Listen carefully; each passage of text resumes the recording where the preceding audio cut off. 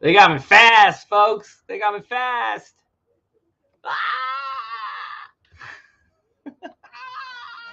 They got me. For what? I give them the money. Stupid. For what? Oh, whoops.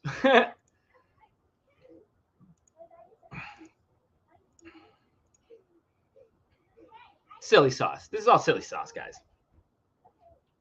I tell you what, though. I'm gonna wait for a minute though before I do it. I'm gonna capitalize on this. I told you guys I don't give a shit about the money, right? I told you guys we don't do this for the money. We don't do this for the clicks. We do this to spread word to as many human beings as possible that care about the Forrest Fenn chase. We don't do marketing. We don't do advertising. We don't do any of that shit.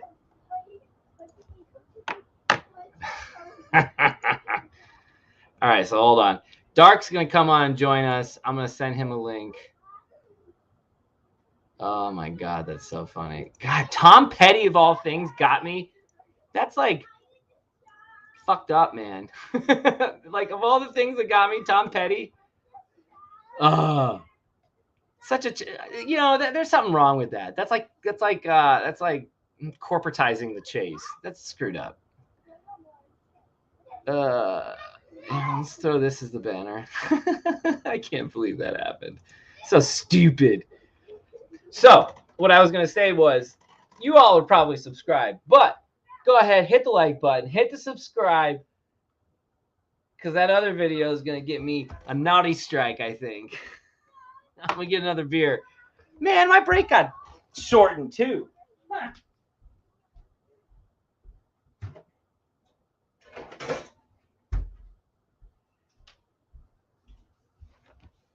Kerfuffles, man.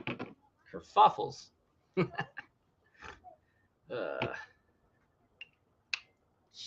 You know, it was the second song. We should have just stuck with that one song. We would have been fine. It was the two songs that did it to us. Moral of the story, don't play copyrighted music. Again, though, like the way I understood it was that goes right to them. So it's all good. I guess I was wrong. So what's happening? Well, what's happening is we learned today from K-Pro that Jack had engaged with the entity because the offer at least was enough to get his attention to even negotiate. So, you know, if they're far off, they're not that far off. So we did learn like more.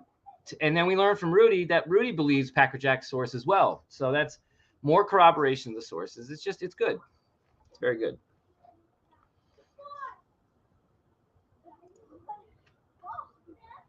It's very good. It's very good.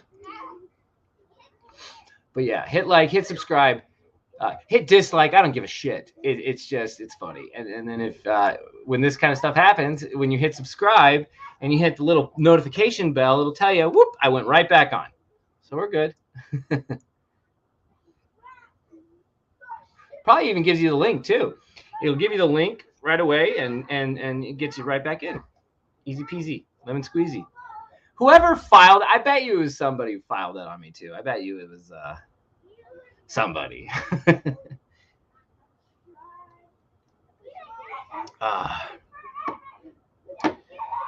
guys are mean. You know what? Go ahead and subscribe to my other YouTube channel in case this ever happens again. It's the one where I had like a bunch of views. What was it? If I type in my YouTube name, it should probably pop up. Yeah, it has 359 subscribers. There we go. So if we ever get like just taken down, go ahead and subscribe to that one. Because that one has like, that one's like my home. Like I don't want, like, you know, I don't do this. Like I posted a video 4 years ago that got a bunch of views. And then that's it. And it got me like 300 subscribers or something. It's ridiculous. So join us in a minute. I sent him the link, but I think he's eating food or something. Let me see where he's at. I'd love things. Steve Klein, you should join on. I love you, bro. I'm in chat all the time, but you should join in. I get him the new stream link, invite, copy. That was so funny. We got taken down by the man. You guys tell me I'm the man. I got taken down by the man. You guys tell me I'm a suck up to K-Pro. K-Pro banned me like 4 times. You guys are so wrong on me. It's ridiculous. It's been funny. Honestly, it's been funny. But yeah, go subscribe to that guy. Is it buffering? Yeah, the internet is going haywire for me a little bit. It's been interesting. I'm getting attacked on all fronts here. It's all right. Just sit with the buffering. It'll get better. I'm hardwired in. Should we speed test? Let's speed test. Let's just do that. So let's do this. A little bit of this, a little bit of that, a little bit of share. A doobie doobie doo, a doobie doo, a doobie doobie doo. There we go. All right. Speedtest.net. Let's see what we're pulling here right now. Why are we buffering?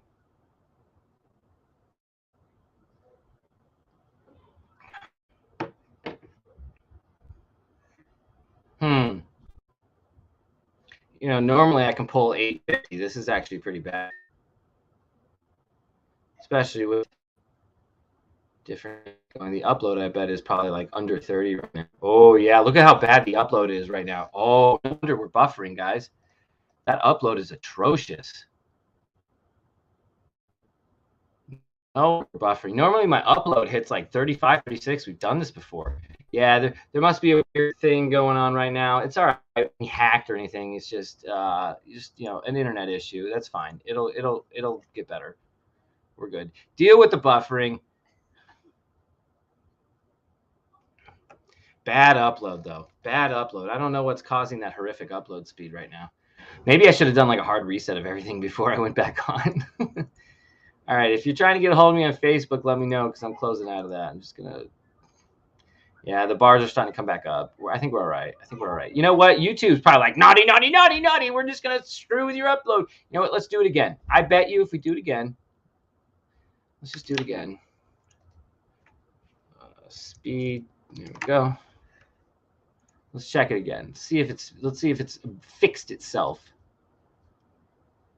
See, look at that. We're already pulling back up to 900. Look at that. Ooh, 920, 930. Keep going. Keep going. Give me 950. Give me 950. Give me 950. Give me 950.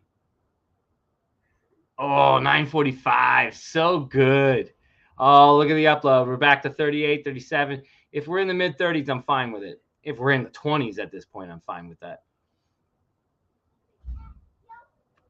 The new link in the chat to what, Lucky Digger? We're in the new link, aren't we? But you know what? So this is going to influx. So this is what I normally get, and so we should be fine. You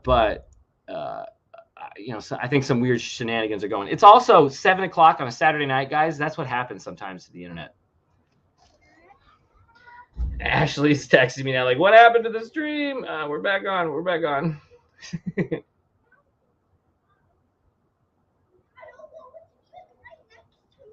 Yeah, YouTube shut me down, babe. They got me. Packer Jack needs updated link. All right, let me okay, so let me hop back into Facebook now that we're all good again. Wait, does that mean Packer Jack wants to come on? That'd be dope. Hold on. Don't stop me now. Having a good time. Having a good time. You're gonna have to listen to me sing. Because we got screwed over. I still think one of you guys got me. It wasn't YouTube. Well, why would YouTube even be looking at me? Yo, I'm not playing any more music today, Lisa. I'm going to stay off the naughty list. Packer Jack, I sent you the updated link. Greg Dark, I sent you the updated link. So we should be good. Dope, Dark, dope. Man, oh man, I need a cigarette after that. Jesus Christ. Ashley showed me the one final. It sounds like we just keep delaying this, but like she found a shitty pack that we hate. We hate this brand because it's got the white tips. We fucking hate this shit. But we had like 4. We had like 10. We didn't know we even had. So we're just like, okay, we'll smoke these, then we're done. It's probably the first one I smoked all night. So like, you know, you get it. Like, it's like, it's gross.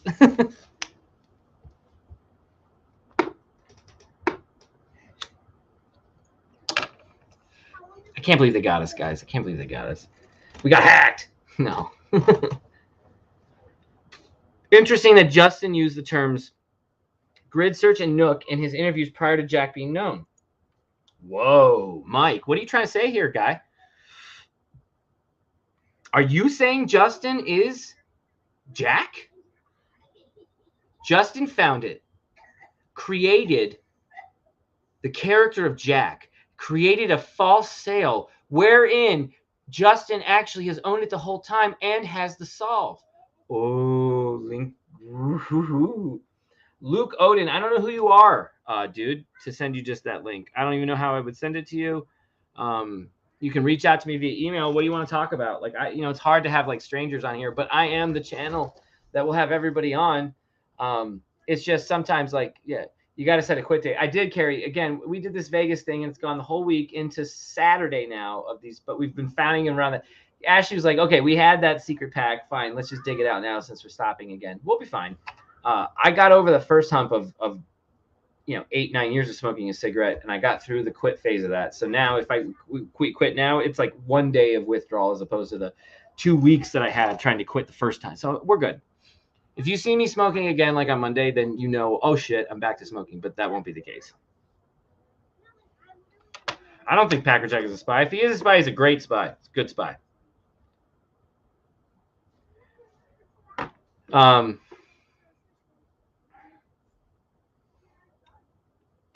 don't know what's going on. Never mind, Steve. How you been, brother? I don't know who Luke Odin is.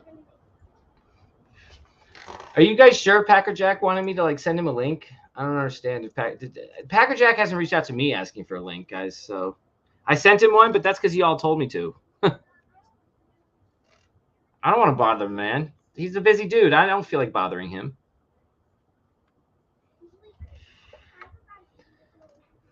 If I ever moved to Wisconsin, I'd like call up Packer Jack and be like, hey, man, are you hiring for anything? I'd love to work for that dude. What's up, Hooli? Are you guys done with the Candy's Treasure Hunt Zoom call that y'all were on?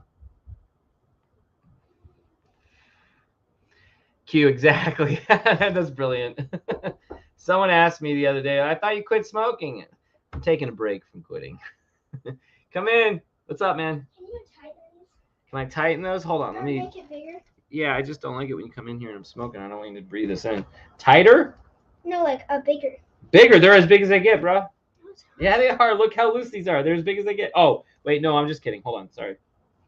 I didn't get in the pool yet. I just got my hair wet. How do you do this? There we go. All right. 1, 2. And I do this. 1, 2. There. Let me try it. I mean, it's got to be tight a little bit. Keep going. Keep going. One more. Okay.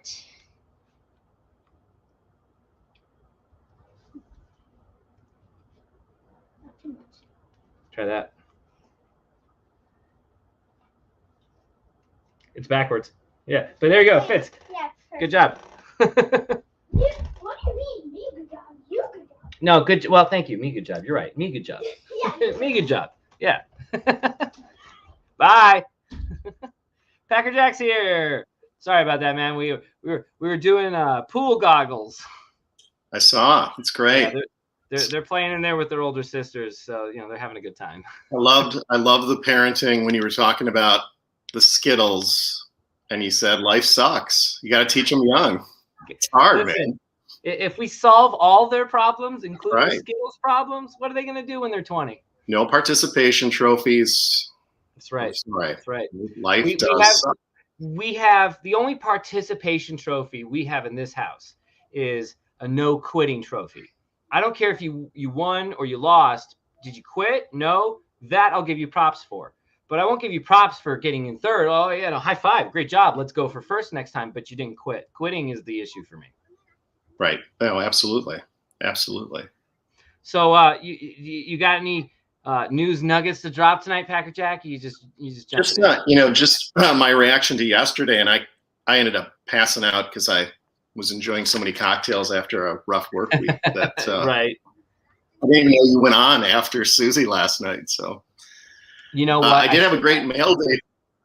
I did have a great mail day today. I got this in the mail today. It's a Centennials 1872 to 1972 Jim Beam Yellowstone with a bear topper. That and on one side, something else. On one side, it talks about Yellowstone National Park, and on the other side, it talks about Old Faithful, and it's got Old Faithful in the middle of it, and it's. I mean, that is beautiful. Yeah, I think there's another one on eBay for like half of what I pay, but it's missing the bear topper on it. But you need the bear topper, my goodness! But that is amazing. So I'm actually going to fill this because it came empty. Obviously, I'm going to fill this up with some incredible drinking and bring this to the World Series of Fenn for us to drink out of in February. Marvelous, marvelous, sir. Well done, well done. My goodness, I love that. Yeah. No, just my own sucking it all in yesterday was the fact that this auction house is Heritage Auctions, which there's a guy that works. They do sports stuff too. And I'm a big collector, as you know, Ben, for Packers stuff. And I have an account at Heritage, and I have bought stuff. And what's really this is gonna probably freak you out because you're really into what goes on out in Los Angeles. But there was a show about a killing in Milwaukee called Making of a Murder on Netflix. Making a Murderer. Oh God, yeah. Especially where he was near Chaboy, of course. Yes. You know this. Yeah. So the guy who works for Heritage, that's on the Packers Hall of Fame board that I'm friends with, was in that because he went to high school with Teresa Hallbach, and he's actually in that documentary. He works for Heritage, and I find out that Jack's taking the chest to Heritage Auctions, and I'm finding this all out in real time with K-Pro, while K-Pro and I had her call Heritage because I didn't want to call because of Chris. His name's Chris. I wonder if someone suggested Heritage to him.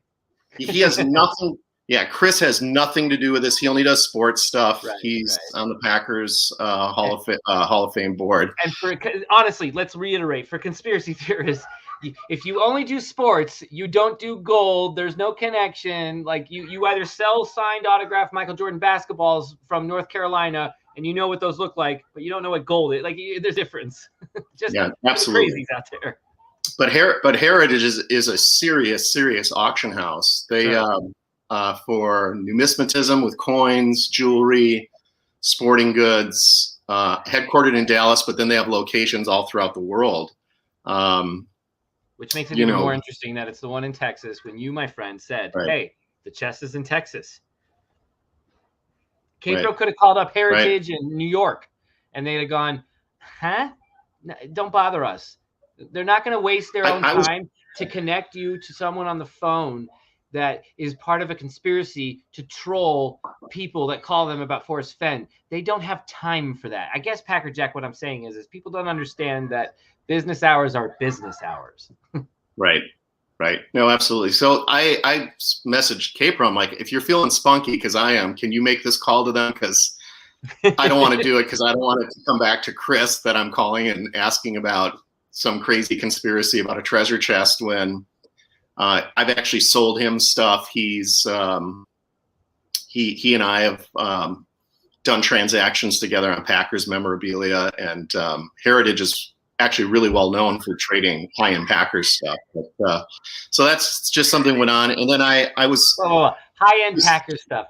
Yeah, what a low-key brag for how many Hall of Famers have autographs and jerseys from the Packers that are important. Yeah, some of y'all don't know that, but that was a low-key brag of the Green Bay Packers. Well-deserved low-key brag, by the way.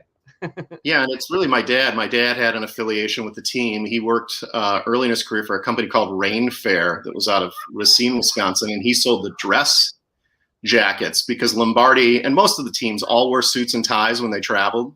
Right. On the buses or planes. And so my dad got to become friends with Bart Starr, and Ben, we're Facebook friends, so you can go scroll through all my photos and see some of those pictures and stuff. And so that's so I've hesitated from doing that because I did say I'm done with Facebook. And the only reason I'm on it is because Ashley is.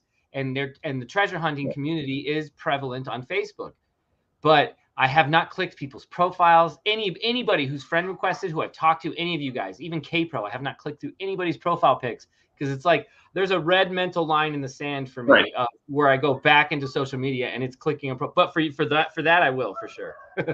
Yeah. So my only point on that was just the weird, like, brain bending. Wait a second. That's why I actually said Heritage on your show when we were talking, like, well, Heritage is in Dallas. And I'm like, what is going on? And then K-Pro. Right. How far is the drive for everybody at home who's not in Texas? Do you know the drive from Dallas to Austin? How long of a drive that is?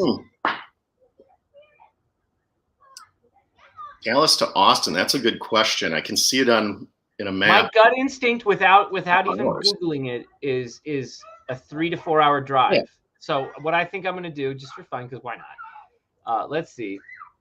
What is it? The drive from.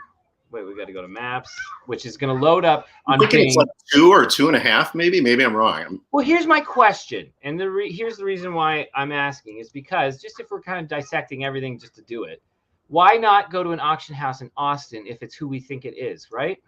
Yeah. Hooley says 200 miles, 3 hours. I said 2 hours because Ben and I drive 100 miles an hour. So and that's kind of the issue here is right. How fast you're driving. But Ben is not the entity, but he is Mr. Wolf. He will be there in 10 minutes. So look at that. Okay, it's about 3 hours. Yeah. Without traffic. So, you know, God forbid you leave in the middle of the day. You're probably hitting some kind of traffic in and out both cities. Throw on 45 minutes of that drive. You're looking at almost 4 hours if you leave in the middle of, business hours. So I don't think you're going to hit much of that traffic going through Waco. But I don't know, for those of you who understand, when you're driving through Dallas or Texas towns, you're on these 1 or 2 lane roads. Whoops. You're going to pass slow cars, but you're going to hit these 45, 35, 25 mile an hour zones, even if it's called a freeway, because you're going right through the city. I'm a little bit lost on why you're saying Austin. Are you? Well, the rumors I'm told from Austin is, if it is Justin, let's say, and you haven't said that, but let's pretend it is. Oh, okay. I have no idea. Austin, I'm like, who's in Austin? I was trying to right. figure That's out. why I go to Austin. See, Packer Jack, you're not privy to some of my research skills without ever like going into people's private lives. But let's put it this way: little birdies, have you been yelling Austin into my ear? That's a great city. Austin is an awesome city. Listen, let's put it this way, Packer Jack. And I invite you to do this, maybe. I looked over at Ashley and I said, if this happens the way we're being told it's happening, and it does happen, you want to move to Austin? Not to get close to anything, but it's like, this is almost a chance to do the Forrest Fenn chase all over again. It's not Forrest Fenn anymore, but it's his chest.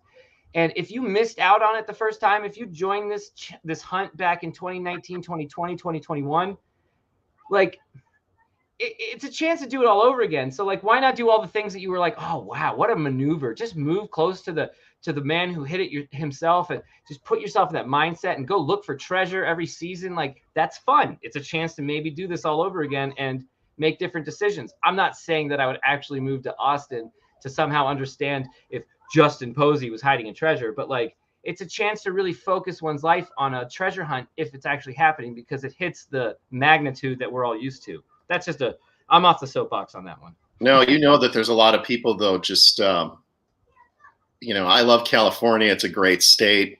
Love visiting there. I have a friend who lives in Laguna Beach. 25 minutes from me. Another guy who lives in La Jolla, both college buddies.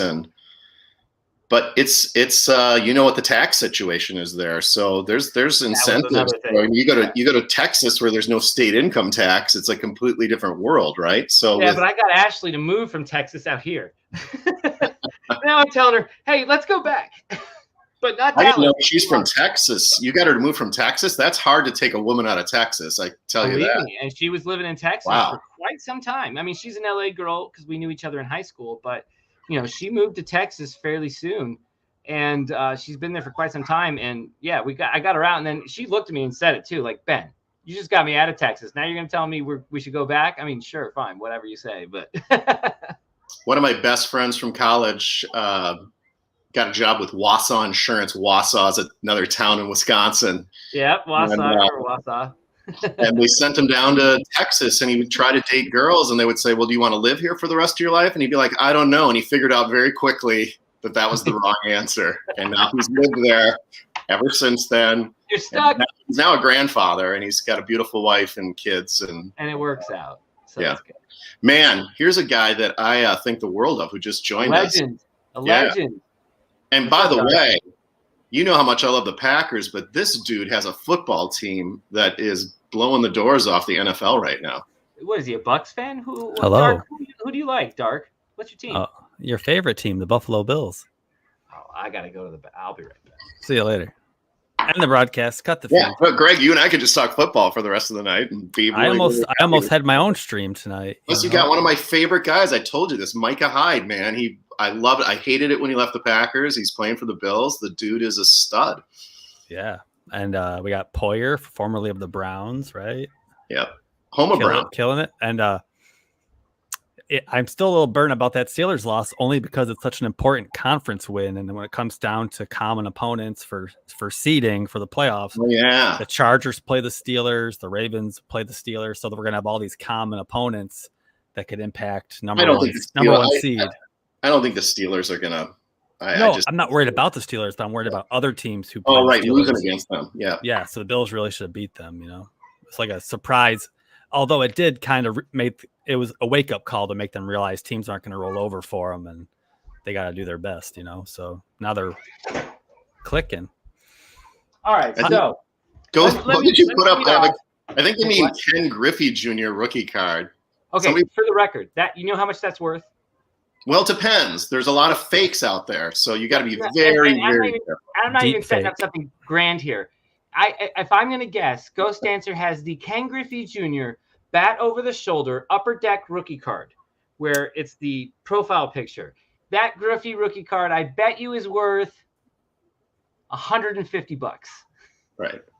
Yeah. There wasn't there the whole scandal with that, where they just kept printing them and printing them and printing them and. Which is why they're only worth $150. Yeah. But I do have a real one. I haven't seen a disparity of like real versus fake per se, but I'm like fairly certain it's not even if you have a real one, it's $150. Yeah, no, they overprinted it. They were so much more. They overprinted it. Everybody I knew had one. I, as a kid, thought I was the only one on earth who had one, back in the 90s. And I would go to Borders bookstore or whatever it was called. If it was, we had another one too. And I would get into the Beckett guide. I would get into the Beckett guide of card prices, and I would quickly go to Upper Deck 1989 Ken Griffey Jr. and check the price of that. Like I was some master, businessman with my Ken Griffey Jr. rookie card. You got to get that Frank Thomas rookie card. That was worth a lot too. Come on, guys, you got to get the Honus Wagner. What do you guys? That's the holy grail of the holy grail, but only like 4 in existence. So and you said I was humble bragging. Can I big time brag for a second? My friend who also happens to live in Grapevine, Texas, Glenn Christensen, just put this book out. It's actually the same size as TTOTC. Wow. And he's probably got about $4 million worth of Packers stuff in his house. It's insane. He's outside of Dallas.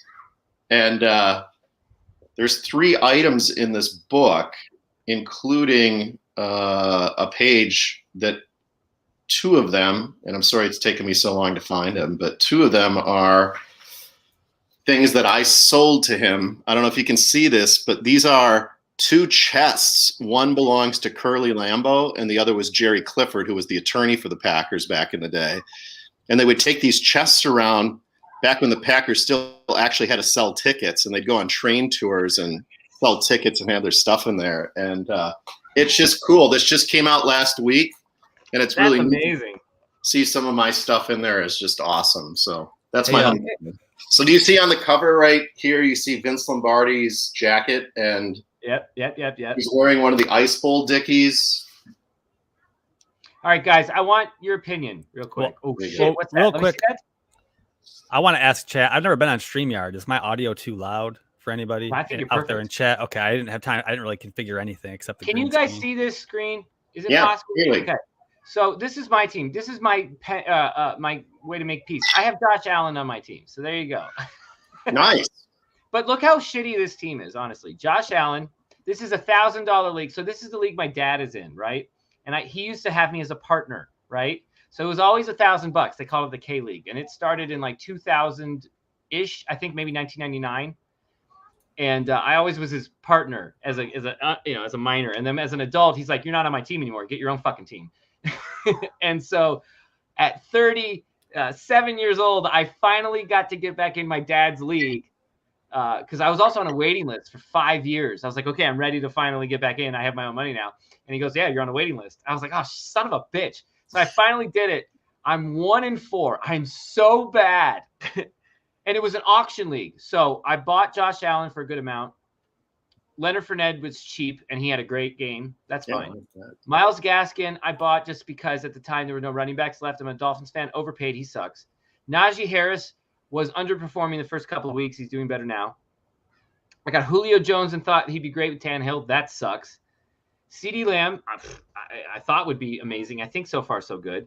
Yeah, tight ends, I rotate every week. I'll go to the waiver wire. Kicker, I don't even care. It's the same one. Should have picked up Knox from Buffalo. He scored in 4 consecutive games now.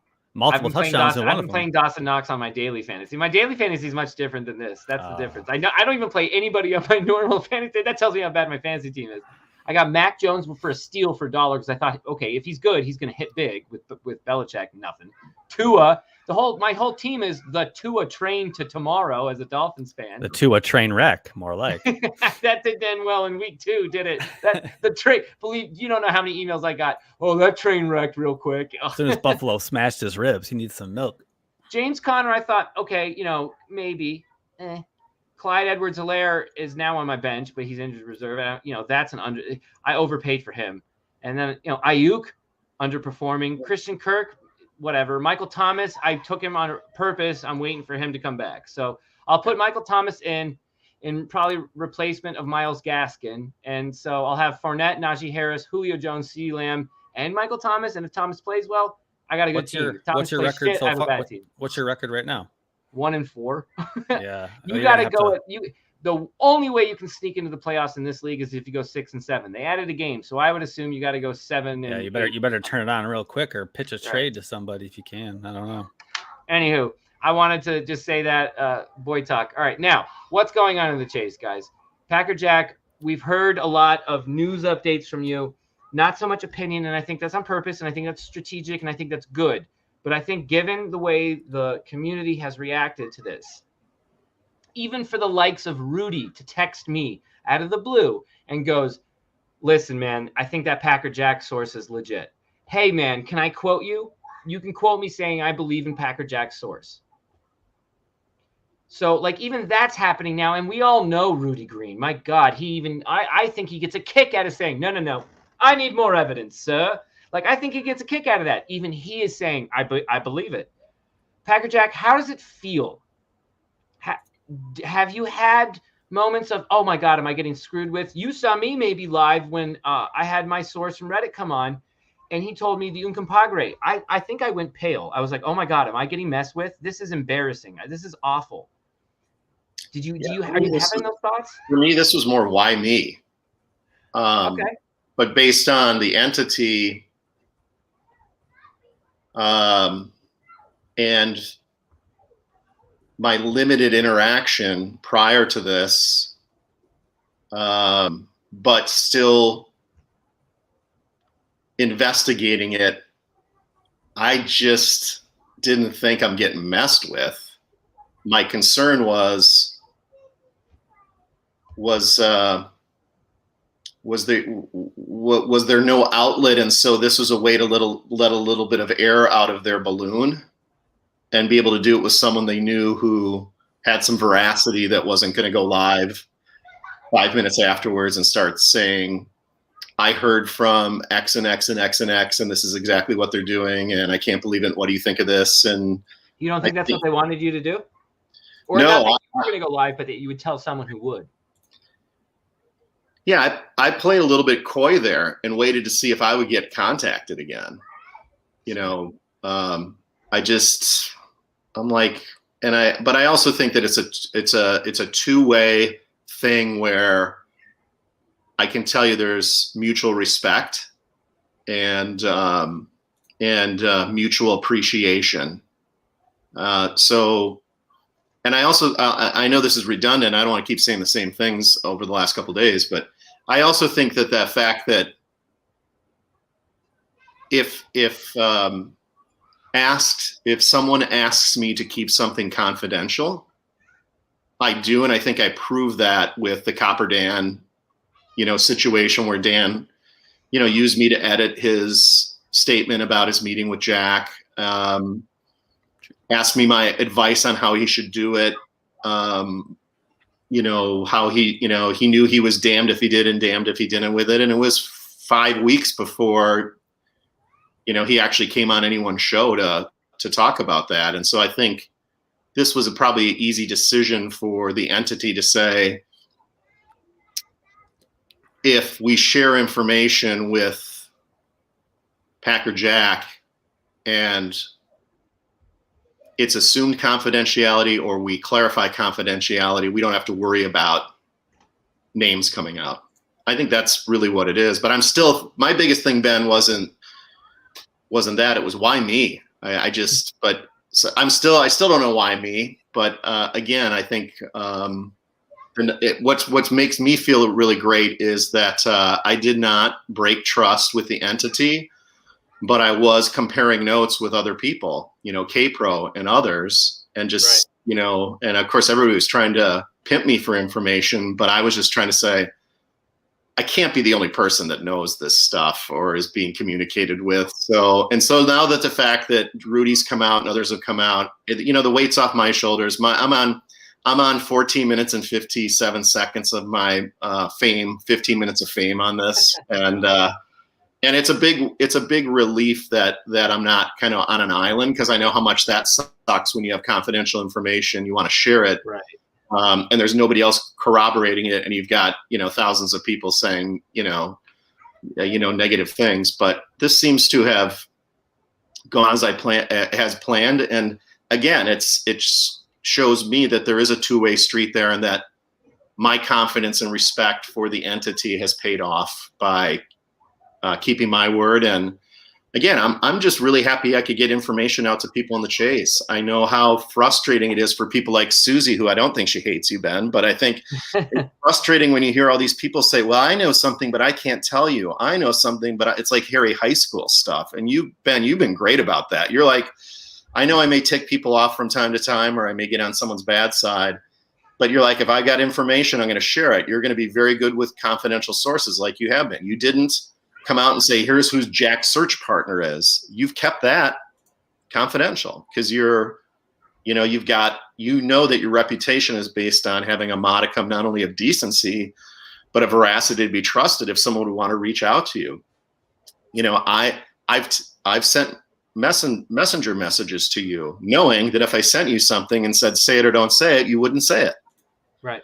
I think Dark, you and I, we're not besties, but I know if I contacted you and said, hey man, I want to share something with you, but don't share it, I know you wouldn't, because I know the type of guy you are. So I think there's people in the chase that are worthy of trust. And then I think there's people that you can't even say a second syllable of a word and they're going to have it disseminated throughout the community. And that's just human nature. I think human nature, Forrest himself said 2 people can keep a secret if one of them is dead. Well, maybe I'm proving him a little bit wrong. I would think, let's put it this way. If I were Matt Smell the Sunshine in and around Dallas, Texas, I'd be very happy at how you were handling it if I was the entity, because everybody's looking at Justin. So I'm just saying, Packer Jack, you've done very well. You should pat yourself on the back so far. Even just now, just a little giggle from you. I couldn't even read it. I tried to pimp it out right there. I want to know what's going on with Greg. I haven't talked with Greg for a while. I want to know how his life's going. I want to know what's happening in Greg's world and what he thinks of all this crap. Is Greg coming back? Greg, talk to us, man. Hey. Hello. Greg, what do you think about all the stuff that's come out this week? Well, I knew that we all knew the sale was going to happen. We didn't know to who, if it was going to be anyone community related, clearly. I like the thought of a new possible chase. I just want to make sure it's not a rush job, because I think that would do the greatest disservice if it's not as clever a poem or not as clever a hunt, and that it's over in 8 months, just for the fact to put it out again. I'd rather it not happen at all, I suppose, than to be a rush job, unless there's future people that want to continue it on. But some people just want to own it and want to sell it to get the profit. Some people don't care about carrying it on, like some of the people who were in the chase to begin with to find Forrest's chest. So we can't guarantee that if it is put out again, there's going to be any stipulation for that. And whoever finds it, it's just, I'm going to find it and I'm going to sell it, and I don't care who buys it. So as much as it's going to be for the entertainment of completing and participating in a treasure hunt, I just don't want to see it be a rush job. And there are much worse people, I think, who could potentially own this chest if it's who we think it is, that might not put out as good a hunt or put it out at all. So I don't think I'm too disappointed with who I think it is, who's going to be the owners, as long as any potential hubris that I've seen from the people doesn't get in the way of putting on a good hunt for the community, I suppose. And that begs a good question too. What constitutes a rush job? How do we even know? Well, we don't. I mean, Forrest, you're right. Forrest took 15 years to write the poem, and he said he was going to make it work regardless. And he used, if we believe him, yeah, he used a book to hide some hints, but the book was written very shortly. I don't know. We don't. I guess you can't really. Yeah, I mean, maybe that's what I think's a rush job. Might be plenty of time to somebody else. I just want it well done, I guess, and well thought out. So it's. On the flip side, you don't want the care if it was 5 years from now. What if they announced it? Okay, I said if they want to wait 18 months, 2 years, I don't really care. Personally, I just want it. Fair enough. I want all the T's crossed, all the I's dotted, and if you're going to build all this excitement for the maybe not all the items, but a new treasure in Forrest's chest put back out there, you don't want it to be. You don't want it to be like your first time on prom night. I'm just making a joke. It wasn't my first time on prom night, but you don't want to make it. It was his third time on prom. Yeah, but you don't want to make it. You know how like in the movie 40-Year-Old Virgin, it's 1 minute 45 seconds later, and then it's 40 minutes later the second time. You just don't want all this build up for nothing, for a short lasting, unfulfilling new chase 2.0, I suppose. And Packerjack, what were you going to say? Something when I was talking about. Oh, I was going to ask you because I think one of the things this does, if all this stuff is confirmed and the chest is actually at an auction house and being inventoried, is Jack, whether you believe he was nudged or is the actual finder or bought it through the auction website or as part of the auction website or not, there's a reality to this that the chest, all the people are like, no, it's still hidden. It's still in Colorado or New Mexico, and this is all a joke. I mean, there is some reality to all of this that I think makes sense to me, but I know it blows up a lot of other people's worlds on the positions that they've taken in this. And then my other point was part two. My answer to you, Ben, was. And I think you know this because I was the one when Indy had her show and said, I just want to do a conspiracy show and not talk chase. And I brought up the auction website again and was the catalyst for the World War III, Indy K-Pro World War III. That this popcorn eating session of, I don't think Stu found it on June 6th or June 5th, 2020. I think this was found before then. I think everything's adding up to that with the Reddit database posts, all those things. I think the auction website, that's when I contacted Indy, it wasn't about the attorney whose name's new on or whatever. I'm like, I started, using my made for TV FBI profiling skills and started reading through that auction website, the text on it, and said, this stuff could sound similar to some of the Reddit posts. And I thought Jack potentially would be on the seller side of that website and that Puerto Rico was a plan B, because the whole idea idea of being an opportunist, being someone who loves to make money by not having to work hard. And I don't think there's anything wrong with that. If you can make a lot of money by not working hard, more power to you. Work smart, not hard. Yeah. Yeah. Right. You know, the fact that he was gleaning airline travel points and trying to get credit card bonuses by getting other people to sign up for credit cards and going to banks that don't do transaction in money but bodily fluids and a bunch of other stuff.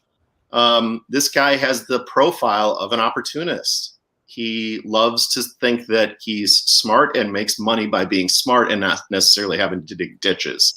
I love Mike Rowe. I love dirty jobs. I love people that work hard. But I also have a high level of respect for really smart people that have intellect and can do that. And so Jack's profile to me was, there is no damn way I am going to come out and say I have this chest and then have to pay all these frickin' taxes and deal with all the legal mumbo jumbo and maybe having Yellowstone to come after me.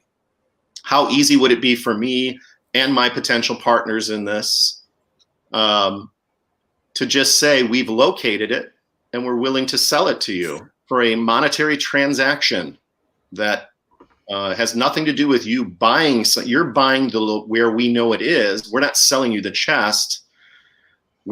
You're buying from us the information on where it's at, and we'll put your money in escrow. And when you retrieve it, the money will transfer from escrow to us.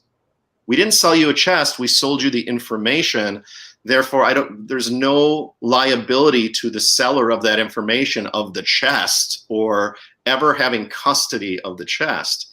Right. That's what I was talking with Indy about, saying that to me would be Jack's plan A, and the Puerto Rico residency would be plan B if that auction never worked out the way that they wanted it to. So for me, the interest in this, certainly I would love to know if it was at 9 Mile. Certainly all of us would want to know where the location is. But Greg, you did many, many great shows on People's Solves. I really appreciate what you did, Greg, because again, as someone who came in newer to the chase, you were really kind to let people on, even if their solve wasn't in Wyoming, and let them talk about their solves. I know there's so many people, we all want to know where it is. To me, I think the story of the chess game with Forrest on how this ended, Ben, what you were looking into and investigating with the auction site and search partners and all of that, to me, this is one of the most if this was a Netflix show, I would tune in and watch every single effing episode about the real ending of the Forrest Fenn chase, when the chest was really found and identified, and that one of the finders or the finder wanted to outsmart potentially having to pay taxes and all of those things. That's why I'm eating the popcorn and looking into this. I don't really want to hear any more People's Solves because, unless Jack Stoof says where it was, or a member of Forrest's family or someone else, and Forrest kept saying there is no one else, unless someone else can corroborate it. And to me, the only person who can is Jack, and he's remained adamant. And that's why I came back on yesterday to say, in talking with the entity, they do not believe that the solve is part of the deal. It's not in the olive jar. The solve is not going to be part of this transaction of the chest. I just think it's a cool story of if Forrest was using the scrapbooks to communicate with the sellers and the auction site, if that's all true, that's really cool to me. It's definitely movie watching, Netflix watching stuff that I personally would enjoy. I know for other people, they're like, I hate all that stuff. I don't care about any of that stuff. I just want to know where the chest was. For me, I want to know how this damn thing really ended, and if there were all these machinations, from 2018 through 2019 through 2020, and Forrest himself saying to K-Pro that nothing is what it seems, or whoever he said that to. I'm very intrigued by that. I've researched it. Ben, I know you have. I've worked with Indy on it. I'm very intrigued in that. And so this, to me, again, adds more credence to Jack possessing the chests, which some people still don't believe is true, and that it's at an auction house in Texas. And that leads credence to looking into, when did Jack really identify the location of the chest, if it was him, if it was a group. That's what I'd like to know. I could care less if I know if it was by the Fire Hole, Ojo Caliente, 9 Mile, Baker's Hole. That's cool. It'll be great to find that out if it's ever confirmed. But I didn't have a solve, really. I was looking into solves when I first got into this, but it was already, it was within a couple months, a week after I got TTOTC that the announcement came out. So I've never been married to a solve. Right, and you're almost lucky that way. and here's the thing. The argument against the website, and Dark, correct me if I'm wrong here, but I'm pretty sure the argument against was, listen, this whole thing is propped up to be sold and flipped as a website. This happens on the internet. People will buy domains, and I'm about to sneeze here. People will buy domains. You. All right. Nope, didn't happen. That fights it off when you do that. No. People will buy domains of websites that they think might make money in the future. So based on current events. So like, for instance, Making a Murderer happens, right? But no one knew the title of the documentary before it happened. And Netflix just drops the title out of nowhere. And for whatever reason, they didn't buy the domain themselves. And some guy watches the first 5 minutes and goes, oh my God, this thing's going to be a hit. And he goes on GoDaddy.com and types in makingamurderer.com. Oh, wow, it's not taken yet. This is going to be a hit. I'm going to buy it for $500. Great. After the documentary airs for a month, I'm going to sell it for $10,000. That's what they're saying is what the point of this website was. Okay, fine. Especially when they go, bidding ends on August 31st, 2020. They were planning on extending this and drawing this out till the end of the summer, the end basically of the search season for most people with kids. Except the problem is when they declared this, when they first started up for sale, was when we get down the storyline here, after all the questions and are you real and updates and blah, blah, blah, admin update. We've been the last week has been extremely busy for our finders.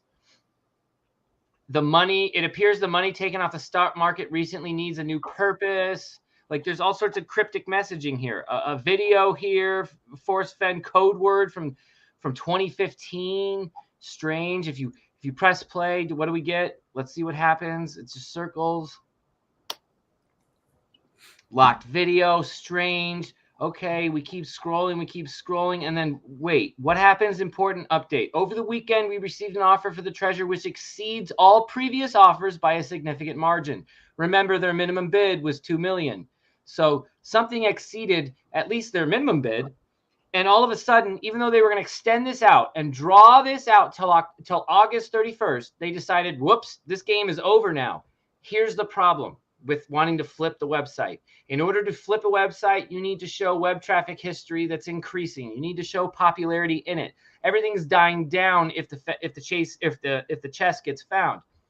They're ending research patterns into their own website that they can then provide as proof of concept that this website will provide revenue and why you should spend X amount of dollars on said website. They're destroying their value. And it destroys the argument of, oh, it was just a hoax. They were just trying to make money off of it. That was the only argument against this. What happens after they end it? They say, well, we're ending it. What happens? Nope, we're done. We're done accepting offers. What happens a few weeks later? The chest is discovered, announced as found. If you dismiss the idea that this was a hoax in order to flip the website for a ton of money, if you come to the conclusion that that wasn't the case, well, then you're left with something quite different. Yeah, and I took a supposition to Candy, and she, as she often does, she ran wild with it. But it was, what if there wasn't a bid that met the standard? That Plan B was to establish the Puerto Rico residency, which had already taken place, and that there was a negotiation potentially with Forrest himself for Forrest to purchase the chest from the seller, Jack, but then Jack is actually viewed as the finder coming to bring the chest to show it to Forrest as the finder versus the seller. What flies in the face of that now, through what we've learned, is that Jack, based on this week, whether it's all true or not, if it's true, Jack is the owner of the chest. The entity has confirmed they are working with Jack's attorneys to try to finalize a deal. So that would lead me back to believe that that supposition that I took to Candy is not correct. But Ben, I totally believe what you just said, that everybody just dismissed this website as a hoax, and then you got new sets of eyes like you and I coming into this, and we're not dummies because we don't have we would have just as much confirmation bias if we were in this for 10 years, but we weren't. Right. But we're coming in kind of with a fresh set of eyes. Doesn't mean we're smarter. It's just we haven't been bombarded with all of the information that people had in the group think and people tribal, getting their tribal groups together, their search partners, and just tribes they like. I'm going to watch this show and I'm not going to watch that show because I like this person or I don't. And we're just looking at this kind of factually. And I also know that you've got an archaeological background and you deal with facts. You don't like to dismiss information based on sentiment. You want to dig and find out if it's accurate. And I think everybody should have that mentality. Listen, new facts shouldn't scare us. They should impress us and allow us to go, oh, good. That fact supersedes and contradicts what I thought I knew prior. I get to dismiss that now because I have information that's changed things. If I just, keep the blinders on, sure. I'm not saying that people have blinders on and we're the right ones and everyone else is wrong about this. I don't think Packer Jackie would say that. Anybody who's defended this website as being plausible, I don't think we're saying, maybe Candy, and I say that playfully, but we're not saying this is it, but we're saying, hey, as lurkers at the time in which this went down, we from the outside who saw this all happen say, we saw a lot of you guys dismiss this very quickly. And now where we're at here, middle of October 2021, maybe we should go back and look at that. And if you look at the writing, I think there's intentional on this website. I think there's intentional misuse of grammar. That's the other thing. Yes, there was a lot of people saying the English was wrong. No, it feels intentional. But when you look at the intellect behind it, I mean, just what you've got highlighted right before that, there will always be a reason to roam mountains and follow rivers, be it metaphorically or literally. I think I did a screenshot of 3 sections of this and put it on Kate Pro and Mike's Facebook page. But I'm like, boy, that sure sounds a lot like the Condor 2, doesn't it? And I wasn't, because to me it did. It was. What it sounds like? It sounds like somebody who knows and understands a Forrest Fenn or a Forrest Fenn solve prior to meeting them. Because I would think even the Condor 2 or the Condor 2 didn't post much afterwards. But I think Jack afterwards was just a slightly bit different than he was prior to meeting Forrest. And that accounts for a little bit of the difference in writing style, I think. Yeah. You did the timeline on this with Indy. I mean, this all matches up with when the Condor 2 was starting to post about, well, Forrest didn't think of anything and there's tax implications and he's left a S show for whoever the finder is. And I go back to just profiling Mr. Stoof. You profile him. He's an opportunist. This would totally fit in with, I can sell this thing this way, take the money and run and not have to deal with any of the BS. And I'll always know that I'm the finder. And but here's the problem. Here's the problem, Packer Jack. Jack Stoof, as we know, Jack Stoof takes pictures with Forrest in the chest. Is this some way to protect the buyer and go, okay, listen, I understand you want to remain anonymous. I wanted to remain anonymous too, but you gave me an offer that exceeded what I even asked for on the website. I'm going to assume a couple things as an outsider and go, part of this exceeded offer is you have to publicly be the finder so that no one attacks me or comes after my family. I'm giving you $5 million for a $2 million request because I'm buying my privacy. So I'm buying the chest. I'm buying the location. Give it to me. Thank you. I still want you to go get it after I get it and verify it. I want you to take it and bring it to Fenn, say this whole thing is over, and then give it back to me. And that'll be all written down. And I want you to take the burden, the blame, and I'm paying you money for it. So not only is Jack bought, but he's also the person who found it and sold it. I could buy that. However, we're in a situation right now where apparently and maybe your entity hasn't said this to you, but apparently with the entity is dealing with one Jack Stoof, correct? Via his attorney. Yeah, I gotta believe that's correct, but I would say what Greg said. At a minimum, I know factually it's with the attorney for Jack. And when did we have a name of the attorney? Not that you can share.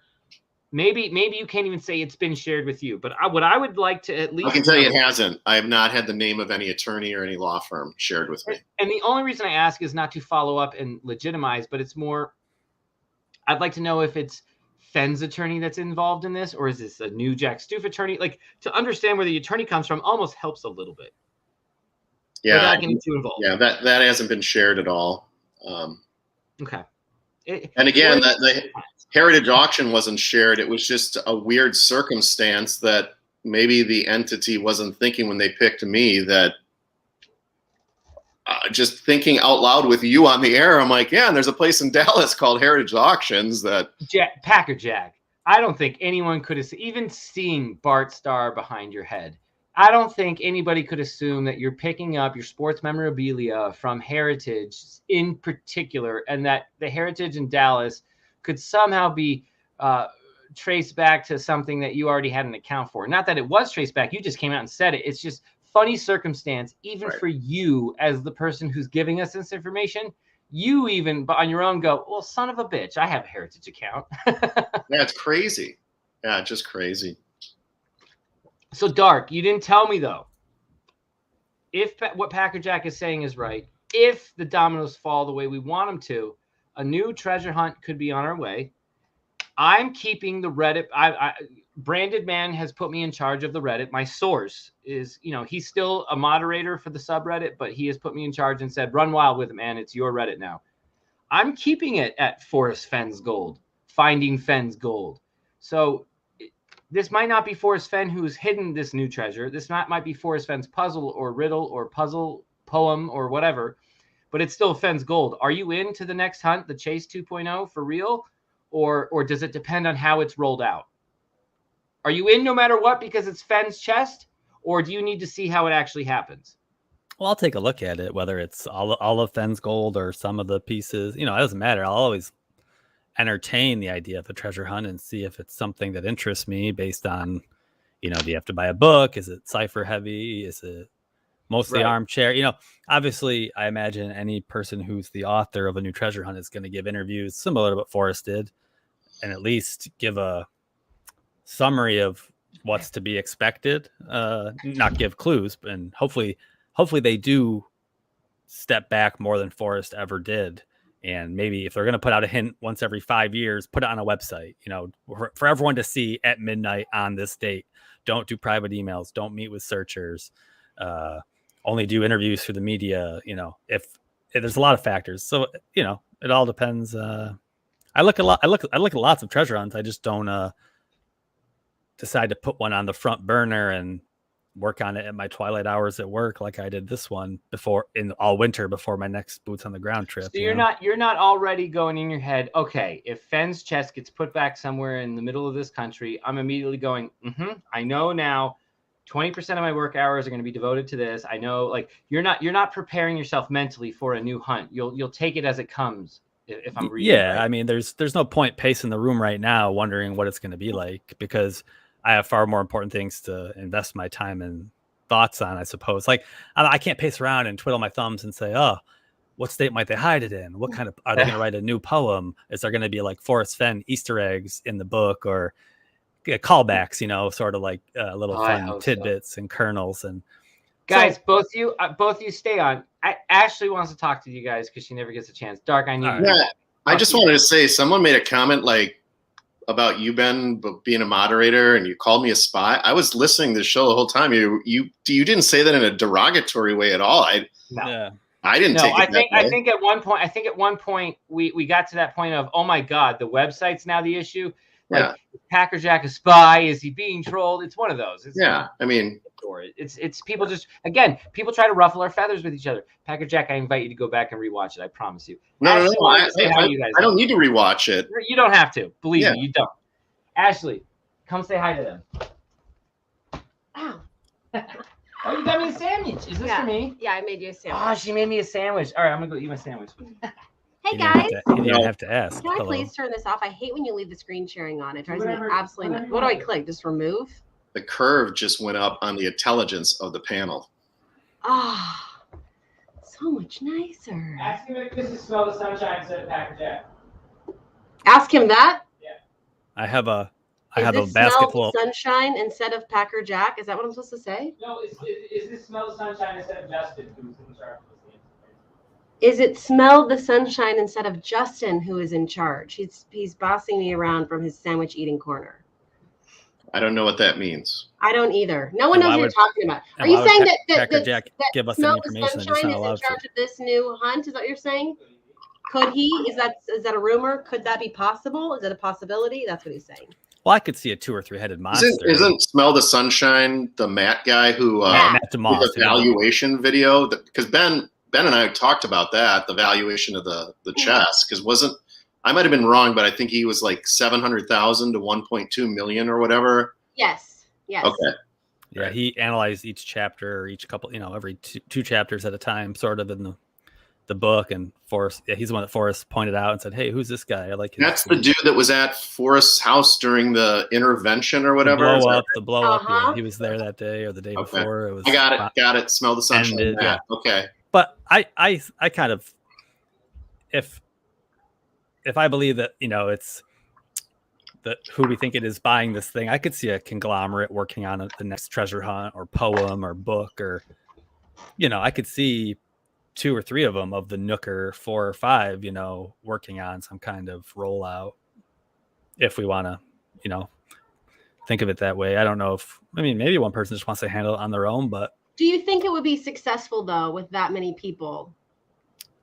I think they're kind of a thing. Like they've been relatively silent since they started their whole Nooker thing all summer, and they've I know Matt's a very smart guy, and he's a writer, so if there was a poem or a book to be written for a treasure hunt, I could see him having a heavy hand in it. But they've been pretty airtight all summer, if you ask me. I mean, I know Cynthia still talks to K-Pro and whatnot, and K-Pro and her and Shannon were in Yellowstone together, but I think Matt and Justin, and we haven't heard from Amy Seeks. I mean, those 3 seem pretty airtight all summer.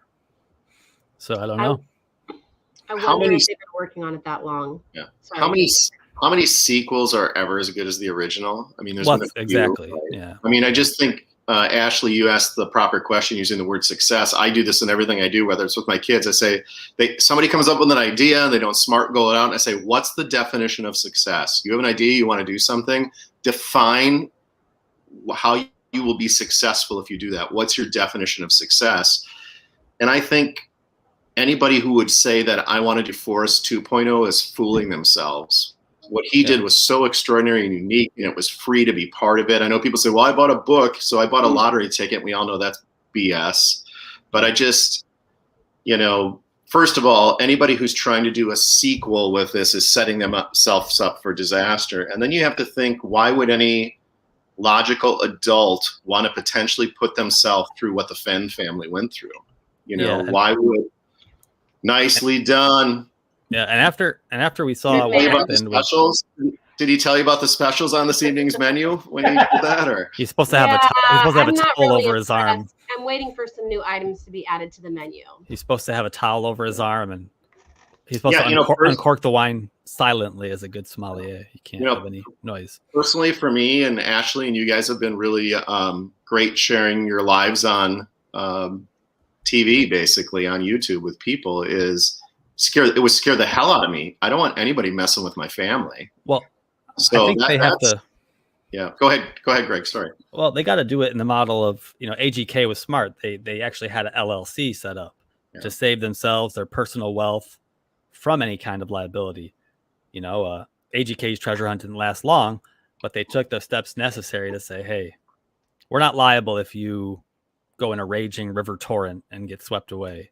You're an adult. That's your responsibility. You have these things listed. Forrest didn't have any fine print, and that's in some ways that was good, in some ways that was bad, because like you said, no one bought a lottery ticket. It was just a book. We're not owed anything. However, he wasn't maybe covered on the back end of things. So, but I think in the future people would have some kind of LLC set up to protect themselves. I think what you just said is accurate. I'm thinking outside of the box of the Pacos and K-Pro saying there's people outside of my house and ringing my doorbell. I don't think you can ever avoid that. I mean, I'm sure Ashley, Ashley's been a public figure for a while. I'm sure some crazy stuff has happened to her. So, you try to do any type of good-hearted 2.0 of this, and I would there's got to be a side to anybody who's trying to do it. And as K-Pro said, will it be as good? Will it be this? The one thing that this does, if it would be the chest in its entirety or whatever, is it's a plus $1 million hunt. How many of those are there? Sure. Right. Well, what I wonder is, would a 2.0 chase be even crazier with the community, because we've already been through this one chase, and there already is so much drama and conflict. You add in this second one with the same group of people, plus an influx of new people. I just wonder if it's not possible to compare to Forrest, but is it even worse? Is it even more negative? Well, if anything, I think people learn not to share information. So I think maybe not for the influx of new people, but you'd always be in these chat rooms on YouTube and everyone would say, I'm going out tomorrow for my trip and I'm going to get it, or I know where it is. I know what WWH is. But I think it might send some people back into the dark, so to speak, and they might only be following the forums and following the chat. I think we've seen some new faces come out once the chase ended because people weren't afraid to talk about their information or their solve theory anymore. But if anything, maybe some people learned to, because everyone was afraid people were going to beat them to the chest if they had the same area and they gave away too much in the YouTube chat or had YouTube videos and sparked ideas. So I think some people are going to get more reclusive in their research. It's going to be Squid Game without killing. But with a new poem, it's going to start from square one again, or a new hunt, presumably. I love the intentions potentially. Research. If this is going to happen. God have mercy on the individual that's going to do it, because. Well, that's what I meant earlier about. That's what I meant earlier about. I hope. I hope arrogance or hubris doesn't get in the way of how it's rolled out. If they're overconfident that they're creating this monumental new hunt that lives up to the level of Forrest's, and they actually take their time to roll it out, not rush it out in 8 months just because they're on some kind of schedule. If there is some TV network involved, if there is some kind of video production involved, tell them to, hey, chill out. We know you have time is money, but if they're doing this for the community, then do it for the community and make it quality, or as quality as they're able to make it. Yeah, there's going to be the reason why I got so enthralled with this was. I agree, Huli. If and when it happens, yes. Yeah, was you didn't have to buy a coin, or you didn't have to pay $30, or you would buy a book. But I think if this turns into some big money making, I'm a business guy. I love people flipping stuff and making money, and I do it with my collection. So I don't want to sound hypocritical here, but for this individual thing with Forrest, boy, I hope it's noble. I have every hope that with what I've learned from the entity that it would be. So I'm confident that it would be, but boy, I hope it doesn't turn into that, I just think that would be a disservice to Forrest, in my personal opinion. My personal opinion is, if it seems chintzy or hokey or money or opportunistic. Now, Forrest was an opportunist. Forrest loved to buy art cheaply and sell it. Forrest said he loved to deal in luxuries and didn't want to sell anything under $3,500. So I'm not going to say that it's bad if someone does that. I'm just not going to participate. I'm going to that would move me away from it, and I'd want to remember the thrill of the chase and Forrest and what it meant to me. And I still want to know what the hell happened with the auction website, when it was actually located. That's what I'm going to focus on. And Ben, before you interject, I just wanted to say, and let's say someone finds this new hunt and then they want to make a new hunt. And what if actually there were 5 or 6 generations of Forrest chest out there? The more you do it, the more it gets watered down. The canon, like Star Wars movies, the canon of the original amazement just gets watered down. Because there's like 117 Star Wars movies. And by the time it's over and done with, you forget it was ever Fenn's goal to begin with. Or Can I jump in though for one thing now? It's your show. Yeah. A lot of people, the one thing I've read from people, don't make money off the chase. Not off what you said, Packer Jack, but like don't capitalize off the chase. Don't do any. This is Forrest Fenn. The guy sold forgeries of real artwork and sold artwork. Right. He made money off of other people's work. he would understand it. So you said something that sparked that thought in my head. Like, yeah, Forrest isn't saying be a scumbag, but in the same regard that I think at the end of the day we found out that he was fine with them selling Chaseopolis like K-Pro. Oh yeah, He understands that game. That was the game that made him money. Anyway, I love capitalism. I do too, and I just say do it well, right? Yeah. Do it well. People are still going to criticize you, but if you do it well, then that's all I'm preaching. People are going to say, "Well done." Yeah. I had to somehow figure out I had to pay $50 for a new book, but this is awesome and it's well done. That's the bottom line of if it's going to be well done or not. Yeah, and I understand they might if there is a TV thing involved or anyone that's pushing, breathing down your neck to get the hunt out there to continue it, then that's a factor. But that's all I want is something that's really well done. Whether it's Forrest's name on it, whether someone was given their grandparents millions of gold bullion and they wanted to create a treasure hunt, just do it well, So Ashley, you haven't been on a lot this week. What have you thought about everything since Monday till now, and how has it struck you? Let me tell you, similar to you, I came into the chase late, so I'm actually really excited, and I'm most excited. I get all of this about who's doing it, is it happening, when, and all of that, and I'm hearing it, and I'm loving everyone's thoughts. But I got to be honest, at the end of the day, I'm just super stoked for it to start because I want to have the opportunity to do a hunt when there's actually a treasure to be found. I got into this afterward, and number one, I'm pretty sure I cussed out Mike and K-Pro every single night when Ben would drive and make me listen to their show, and I wanted to stick hot pokers in my eyeballs and ears. And now I'm like totally into it. So that's where I'm at. I'm excited, and I think it's really interesting. I'm enjoying watching it play out.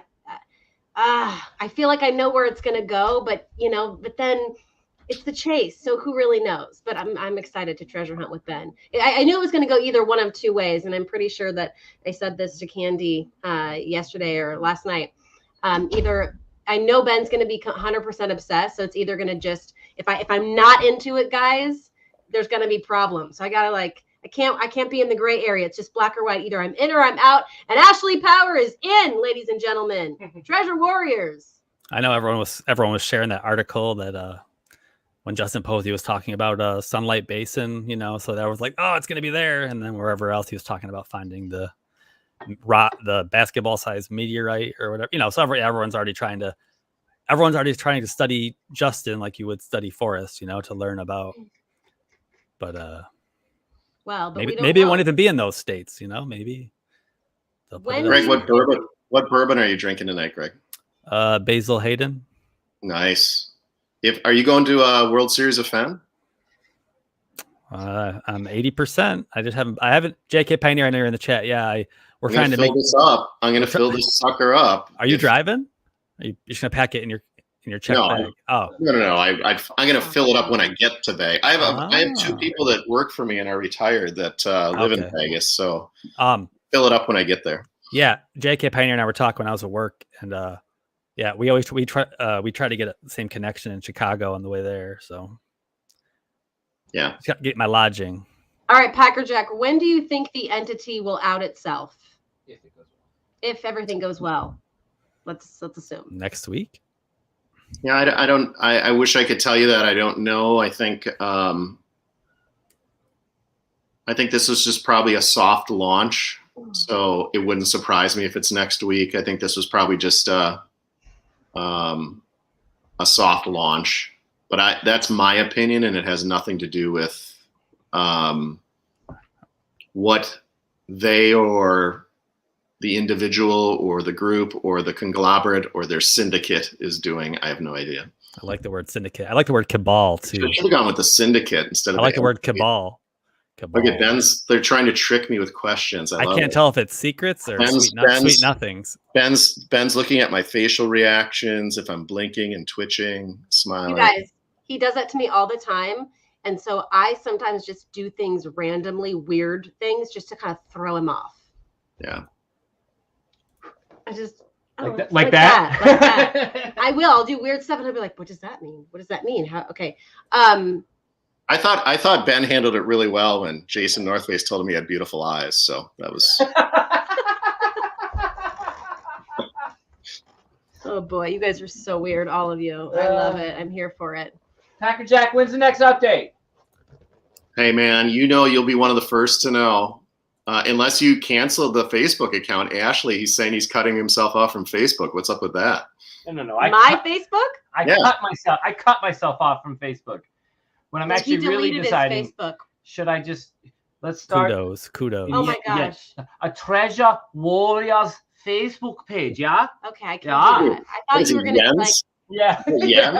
That's a Jens impression. He does them so well. He does them all the time. Sometimes I don't know if I'm looking at He speaks so fast, Packer Jack. He goes, "Oh, what really needs to happen is a chase, and then you appear on the Treasure Warriors." Like he slows down every time he says it. It's funny as hell. I had a great exchange with him yesterday, and he's like, "Yeah, if you have time, call me." But we were. I was telling him how I was CEO of a company for 16 years that was a GmbH holding company in Germany, and I used to go over there a couple times a year and had 7 European sister companies, and so I wore the Germany team soccer jersey yesterday for him when I was with you, Ben, and so we were having that exchange, and he seems like a wonderful fellow. We had a nice exchange. He asked me if I spoke German, and I said really not well, and certainly everybody there speaks English, and so they said keep making more money in the United States and don't worry about learning German. But I texted him in German, and he appreciated that, and it was a fun exchange. We talked about the Germany soccer team. I told him I had lunch with Michael Ballack and Bastian Schweinsteiger, who were 2 legends of German. Yeah, number 7, Bastian Schweinsteiger. And I actually, because the owners of the holding company were so into soccer, the Stuttgart team, the company was outside of Stuttgart in a town called Fellbach. But I let Jens know, I had lunch with Michael Ballack and Bastian Schweinsteiger. Like, that's insane. But then he said, I went to all these German team matches. I'm like, I never got to see the German team play. I went to see the Stuttgart team play. But so it was a great exchange with Jens. You guys seem like you're great friends with him. He seems like a wonderful fellow, and it was neat to have him. He reached out to me on Facebook to friend me, and seems like a really neat guy. And he seems like he's got a beautiful wife and a great family, and things are going well for him. So it was cool to get connected to him. Yeah, I love hanging out with his wife. And then when we all hang out, we talk chase. And then Masuda and I go, okay, now it's time for our Fenn free day. But it doesn't ever work. We try every time. Never happens. Mm-mm. Yeah. Greg's like, this is all boring to me. Where are the facts? What's going on? Greg wants some information. Greg, what are you looking at? You're engrossed. Are you reading like Marie Kondo's chat, hanging out, studying, Greg's reading The Art of Tidying Up. Baby, come up with a poll. Packer Jack, help. A poll? We need a poll. We always do polls. We got to do a poll. You got to go to the YouTube page, create a poll. Oh, this is so much work. I had to do so much today. I think the poll should be, was the chest originally located by someone other than Forrest Fenn in 2018, 2019, or 2020? That's so many words, Fenn. Yeah, Packer Jack, fuck you, man. That's ridiculous. Wow. We hold these truths to be self-evident that all men are created equal, and they're endowed by their creator with certain inalienable rights. Now you're just distracting him. I'm going to see. Oh. I had to memorize that thing. 6th grade. Certain inalienable rights. Fuck. What's the next word? Come on, just think of life, liberty, and the pursuit of happiness, brother. Yeah, but something. Just type it in. Was the chest originally? Was the chest? You freshman year, you idiot. I couldn't even recite it. Was the chest location identified in 2018, 2019, or 2020? I mean, like I said, I was contemplating going live for no reason at all, and I'm glad Ben did because I don't have to steer a ship. I can just sit here and yeah, man, it all falls on the host. You know, there's something to be said about not steering a ship. I have to do that every day, so right, I'm so grateful for you guys that I get to, for the most, besides this week, that I just get to watch you guys, and you guys have given me so much enjoyment. And you know, that's what entertainment is supposed to be, right? It's supposed to distract us, and this has been 2 really incredible years with the pandemic and everything that's going on, and you guys have brought great joy to me by being able to unplug and watch Treasure Warriors and You Dark, whether you're talking about chess or the chase or we're talking about football. It's just really cool to be hooked up with you guys, and I have a great deal of gratitude in my heart for that, so thanks. Well, Love you, Peck yeah, Jack. I appreciate Same it. This is to you, super buddy. fun. Yeah, same. We got you to come on the screens. You know, Brought the fun back. used to be just in chat, you know. And you know what? It's so much more fun too when everyone is interacting. That's what I enjoy. How does that? Oh, Packer Jack. Hold on. That guy is all over the place. I haven't asked. I haven't. Was his weed laced with cocaine? What's going on? He's hyper all of a sudden. Yeah. What was in that? What was in that sandwich? Was that Havarti cheese? What was going on there? Your state needs to legalize it. How much cheese is too much cheese? Packer Jack. It was organic. Goat's cheese. Let's pretend the chase is back. 2.0 comes. It happens. Are you searching, Packer Jack? And are you going to have teammates? Are you going to do it by yourself? Are you going to go back to lurking, something I've considered? You won't, Ben. If $1 million plus treasure is out there, I don't know. It's a coin flip. Again, you said humble brag before. I got a lot going on, and I'm doing all right in life. And so, I mean, Can I interject before you go down that road? Because I feel like I don't even want you to say this out loud before you really think this through. You don't need the treasure, but I want you to look over your shoulders, or either one. Does the Forrest Fenn treasure look good under either one of those jerseys? Oh man, do you have the right lighting? Do you need another light bulb?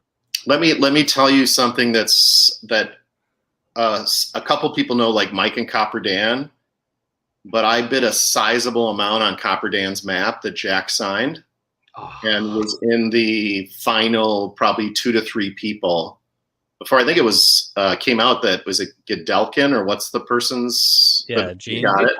Did Copper Dan say if there was anonymous bids that were close to, but he couldn't figure out who they were?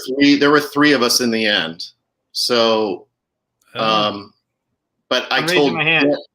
Yeah, right. So Dan was like, "Well, what are you going to do with it?" And I said, "The first thing that I would want to do is what I do with a lot of my Packers stuff is I get it here and I admire it for a while, and then I want to sell it or pass it on to somebody else. But for this one, I said I'd want to take it to the Buffalo Bill Cody Museum, or even if it's in Bullwinkle's. I was going to buy that and have it displayed somewhere else. I didn't want it in my house. I don't want Pacos coming to my house trying to find I wanted it at the dude. I was going to put it at the dude. Yeah. Right above. So right above where someone thought the Blaze was. I was going to ask them to move the painting that was currently there and put this Copper Dan portrait up, and I thought it would have been chef's kiss. Yeah, and for me, it was the sentimentality of that Dan trusted me. He had let me in on what was going on. He let me to help onto that. Yeah.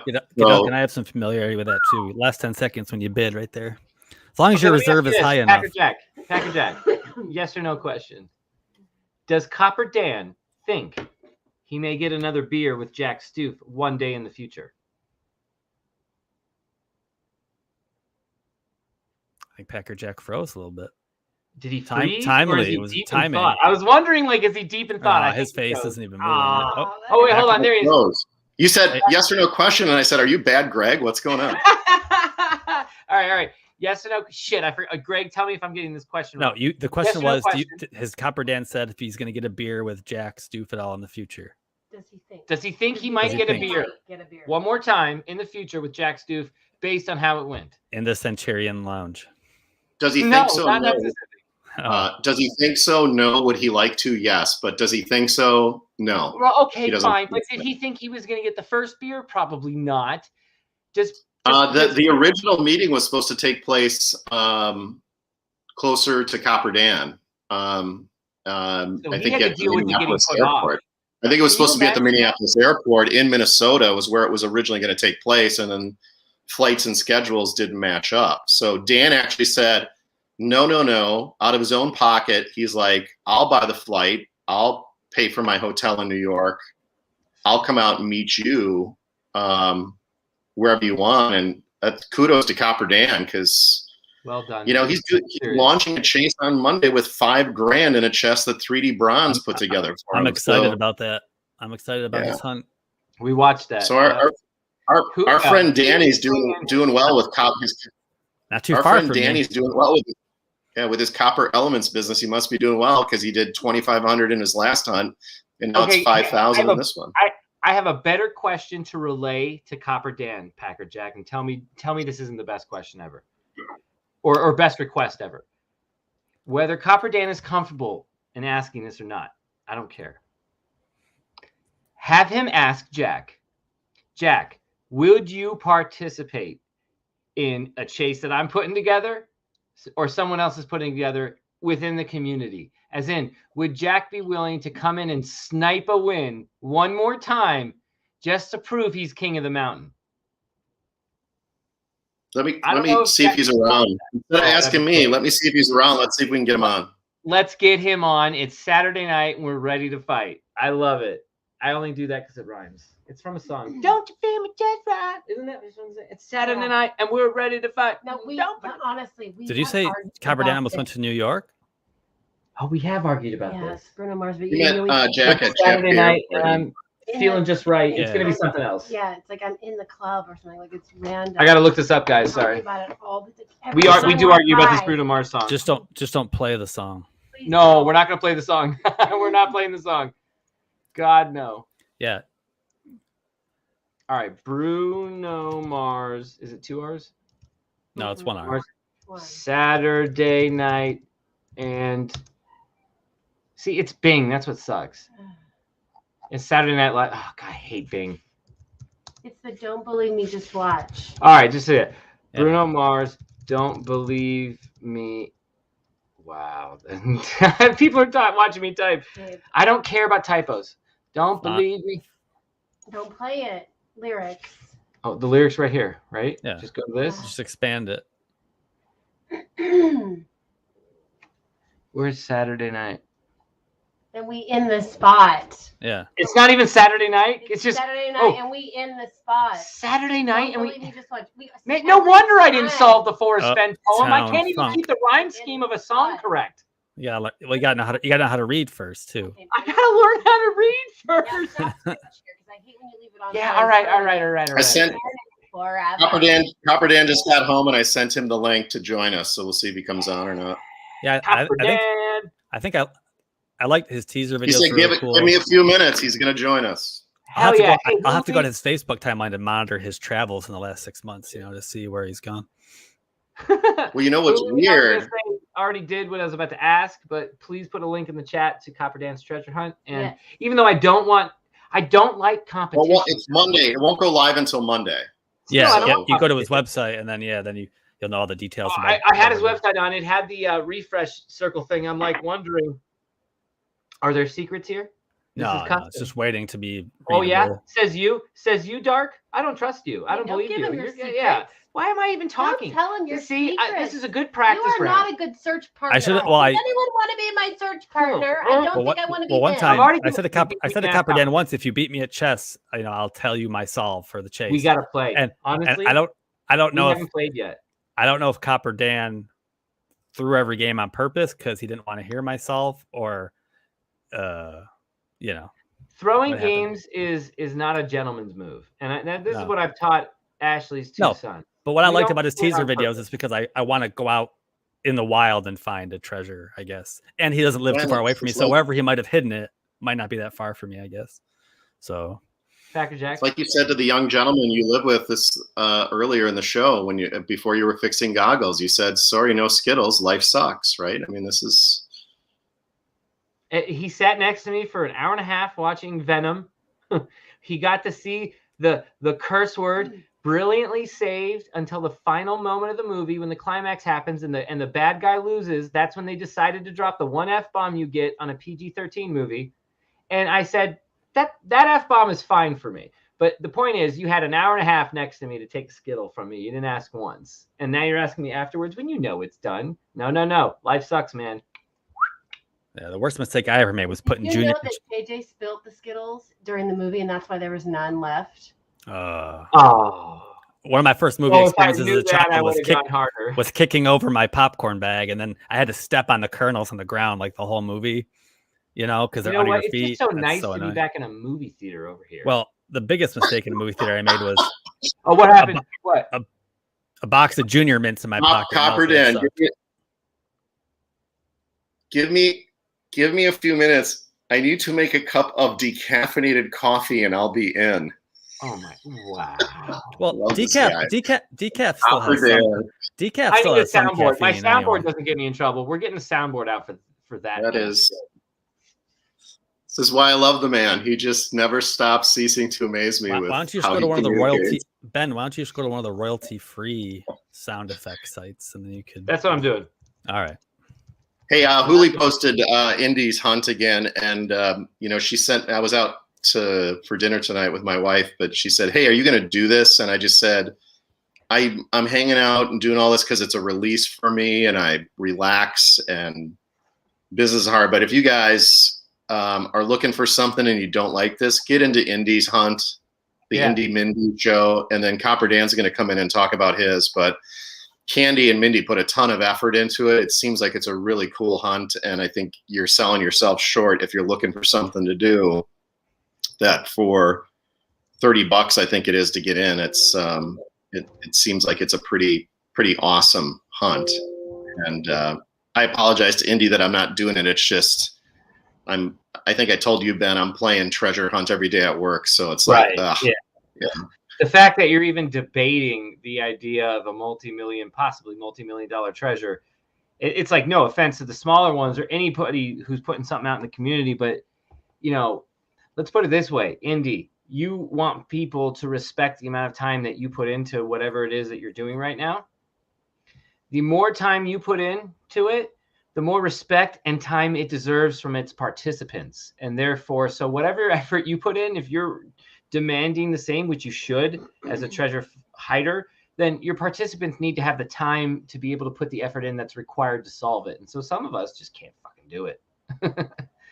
and the only reason we could take the time, in my opinion, and I'm speaking for some of us, the only reason we could take the time to do a Forest Fenn treasure is because all y'all had a crack at it for quite some time. And so a lot of us went to just bed going, well, shit, it hasn't been found in 9 years. It's not going to be found tomorrow. I'll go to bed, continue my research tomorrow. And that's what we would do. I think it'd be awesome if, as much ribbing as Packer Jack gives to Copper Dan for how short his first hunt lasted. It'd be hilarious if Packer Jack was the first one. Is the finder of this new Copper Dan hunt. Could you imagine? In only, a few days or a week, that'd just be just as like a warning sign. This is like Packer Jack kicking the door down with the shotgun. Go, I'm here, treasure hunters. Boom. It's so funny the way he and I talk. It's like we've known each other our whole lives. I say we're older guys in the chase. We're like the two old guys up in the balcony on the Muppet Show. Yeah. And and I just said to him, I know you were at that. I went to the Ryder Cup. It was Ryder Cup weekend. It was like 40 minutes north of my house. And so, if you could go to the Ryder Cup anywhere in the world and it's 40 minutes from your house, and you have to pay a flight and blah, blah, blah. So he was like, he had an art show in Madison, Wisconsin. My oldest daughter is a senior there. I was trying to watch her do jump around tonight during the game, but she was actually home that weekend for a wedding. So I would, if I had been up in Madison, but he was in Madison like 3 weeks ago or 2 weeks ago. And I'm thinking, troll, it's called the Troll's Cache. You got the Mississippi River. Where does a troll live? Under a bridge And I just told him, I'm like, I'm going to find it within 3 days. It's going to be one of the bridges that crosses the Mississippi between Wisconsin and Minnesota, and you're screwed. And he's just laughing. He did travel. He's like, nope, this one's going to be really hard. I got a concussion and crashed a couple of jet skis on the St. Croix. Does that count? Was I close to the treasure? I thought Copper Dan went to Florida or somewhere, New Orleans, or in the last 6-8 months. So he might have crossed the Mississippi and other places too. Doesn't the St. Croix turn into the Ben? That was the Ben. Ben, that was called the Bros Crash, not the Trolls Cash. When you crash, and that's so accurate. I don't know if you remember the story that I told, but that's exactly. Two best friends. One best friend goes, "Hey Ben, I got jet skis." What do you mean you got jet skis? I got jet skis. Okay, cool. Like they're attached to my car. Let's go on them. And now it's like May 4th in a year where it's 62 degrees outside and cloudy, but like every day prior was like 2. So it was like 60 degrees warmer than normal, but the water's freezing. It's dumb. And we get on the St. Croix, we dock right at Hudson. We get onto the river, we go jet skiing the whole time. We're just going down for like 45 an hour almost. And I'm trying to like as fast as I can to create like a little bit of a wake behind me. And then he'd come behind and jump over, try to hop on the wake. Except he does it one time where I don't speed up as fast as I normally did. And he speeds up too fast, but then sees a squirrel and turns a little bit. And as I'm going straight, he's coming in and just like T-bones me. His thing goes through my jet ski, like the front end of it. I don't know where it's going through it, creates a hole like the Titanic, hits my foot, instantly breaks it. I find out later on. Yeah. You could have died easily. Oh my God. I go flying off the jet ski. I have the life jacket on, but I don't know what happened, but the life jacket came off. I had no life jacket when I was in the water. It was weird. And he and I are like, were probably we almost I think we bumped into each other because we both went forward, and I think we had a concussion. I think we were both out of it for about 10 seconds. We both came to, woke up, and he's like, grab the fucking jet ski. Like, we didn't care that we were hurt. We were like, he's just grab it by the fucking handle now. And I was like, I grabbed one, he grabbed one, and we were like, it was staying afloat. His was fine, but mine had the hole in it. It was kind of sinking. We pulled it back with us as we got to shore. We were nowhere near anything. There weren't houses anywhere down the St. Croix. There was nothing. A helicopter had to come to fucking get us. And we were 45 minutes away from Hudson, and a helicopter came to get us. It was ridiculous. It cost us so much money. That's so funny. People like, Yellowstone, aren't you afraid of going to the Rockies or blah, blah, blah? I'm like, dude, I live in Wisconsin. What are you talking about? Come on. I mean, listen, everything we do in Wisconsin, there's a 6-pack involved at the very least. Yeah. Huli was asking, what did she say? She said something about, Packer Jack, you're down by 4 with 2 minutes left. Right. Which Packer grade do you want at QB? I don't care if it's Star, Favre, or Rodgers. Obviously, I take Rodgers right now, but it doesn't matter. Why is the Mississippi River being associated to this home? That's me. I'm just giving Copper Dan a hard time. However, there's a joke because Dan lives in Minnesota and I live in Wisconsin. The joke is, why doesn't Wisconsin fall into Lake Michigan? And the answer is because Minnesota sucks. That's why. Wow. I'm not just breathing in at the joke, guys. I'm trying to explain it. It's not a great joke. It's just, Oh, if you're from Wisconsin, it is. Guys, you guys don't understand the Wisconsin-Minnesota rivalry. I don't quite understand it myself as a former resident of Minnesota who didn't care about the rivalry. But basically, it's one group of people hating winter, fighting with another group of people who equally hate winter. It's basically being close to the wall in Game of Thrones, and you're just honestly, you're all basically getting recruited. Right. To Minnesota sucks and Illinois blows. I refuse to believe. Windy City. I refuse to believe. Copper Dan says let him in.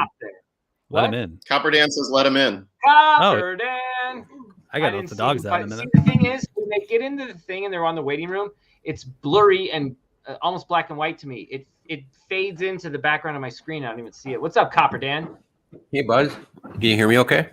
Yeah, you're great. How's that decaffeinated coffee in the mug I didn't get you? You know, I was going to use the mug you got me too, and I'm like, I got my other one. Ashley got me a great What do you mug. think about all Back to the Future mug? It's perfect. Ben was peppering me with questions about you meeting Jack, and would you want to meet with him again? Ben, just talk to the man himself. I've forgotten all my questions now. I'm a little intimidated. Copper Dan has his intellectual treasure hunt creator glasses on. See that? He looks like he's ready. He looks like he's ready. Babe, I come prepared. I can't believe. I'm gonna go get another cocktail, so I'll be back in. Copper Dan, the question was, do you think you'll have a beer with Jack Stoof in the future? I'm going to answer that 80% yes. Ooh, that's cool. See, that's a good question. Good job, Ben. I'm Yeah, gonna pat myself on the back on that job, one. Yeah. What? Okay. Do you think Jack Stoof will share a beer one day? Not with everyone, but maybe one day in the future. Does he have a better question? I'm sorry. Does he have his eyes on a couple of other searchers that he liked? Maybe, in a way where he'd go, yeah, I'd love to have a beer with that guy too. We have search favorites. Yeah, search favorites. I suppose there'd be a couple. Don't include me. Okay. Yeah. I can imagine that the entity is probably on that list, maybe.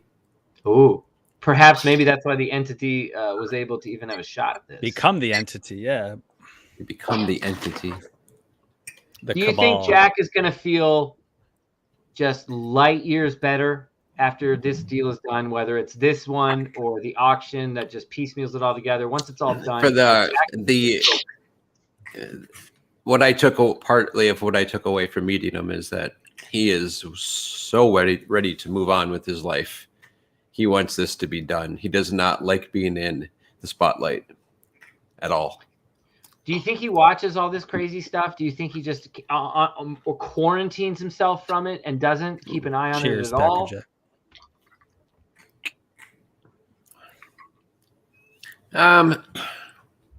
This is just my opinion, but probably not. I mean, we Ben, you put 7-hour videos out. Oh God, no! I don't mean those. I certainly don't mean those. But I wonder if he, he'll pop on like K-Pro and Mike. They're on Monday nights. You know it. You pop on a Monday. It doesn't matter what's going on in this chase. You're gonna get something on a Monday night. So I wonder if Jack has had a Monday night over the course of the last 12 months, let's say, where he just pops it on just to see what the community that I know for a fact that he at least watched and paid attention to back in the day. I wonder if he keeps an eye on that same community. If he can't let go of Fenn's words, can he not let go of some of the talk of the chase too? I know it's addicting for me. It's addicting for me too. That's why I'm still sitting here. and now we've sucked Packer Jack in. Oh God, have we ever? I just want to solve your case in 3 days, Dan. Have you guys seen the video that 3D Bronze put up about making the chest for Copper Dan's? Ben, go to 3D Bronze's YouTube. If we got time, we should show that. That is freaking insane. We got time. I think we should show that. Do we have his permission? We should show that video. Yeah, you have his permission. I give it to you. Packer Jack, correct me if I'm wrong. Is that your citron and soda? Or what do you got there tonight? That is dark. Boy, you know me so well. Well, Huli said she suspected vodka tonic. Someone said Jameson and ginger, but I couldn't. Yeah, I remembered from that one time you were on.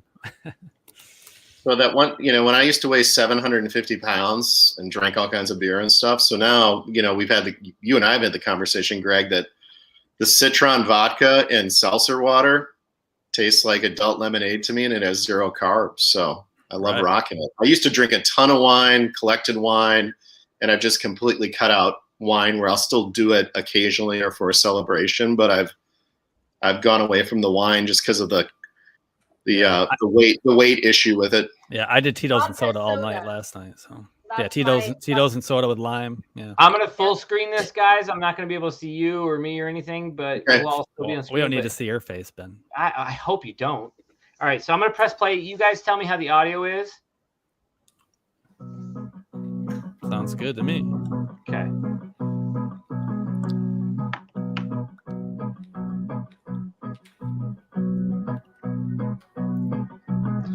Trolls cash. Look at that. Only 168 to go. Oh, look at the QR code. I already sensed like an ARG here. Son of a bitch. Well, if you flip Packer Jack's wall around, he has a secret button, and it's got this whole war room, with the treasure hunts for Copper Dan's secrets. 200 hours later.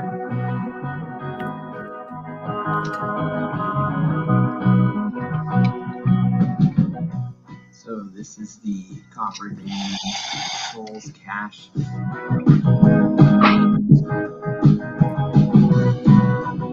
Everything's spelled right. That's good. Get back to work. Copper Dan is a troll? Look at that. I love the friggin' troll face. Oh, great signature. Great signature. The troll face is brilliant, though.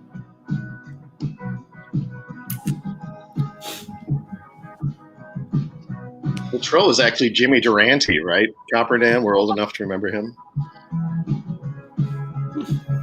No.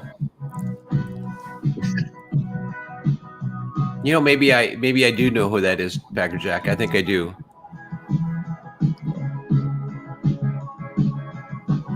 $12 layers of clear coat.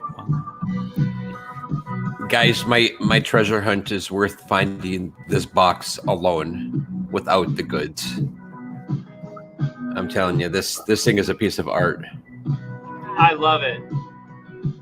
I just wonder if Mike Collin got that D to be the Detroit Tigers D for a reason. Right? I said the same thing. That's a Detroit Tigers D. Didn't I say that? I was fortunate enough to get a mini Forrest Fenn 3D bronze chest at Fenn Finale. He hooked me up with one of those. Appreciated that. Oh, Ooh, look at this now! Wow, look at this. Well done. So Copper Dan, what Ben, stage? check those leaves. Check those leaves. What's that foliage? Is that Yellowstone foliage or not? We got to figure that out. Well, I'll go review it on my own. I'm not going to help people. This isn't. I'm going to help people with Copper Dan's hunt video. Copper Dan, what state did you say it was in again? It's state of confusion. State of confusion. Dang it! I thought maybe he'd slip on that decaf. What? This cracks me up. If you guys can't.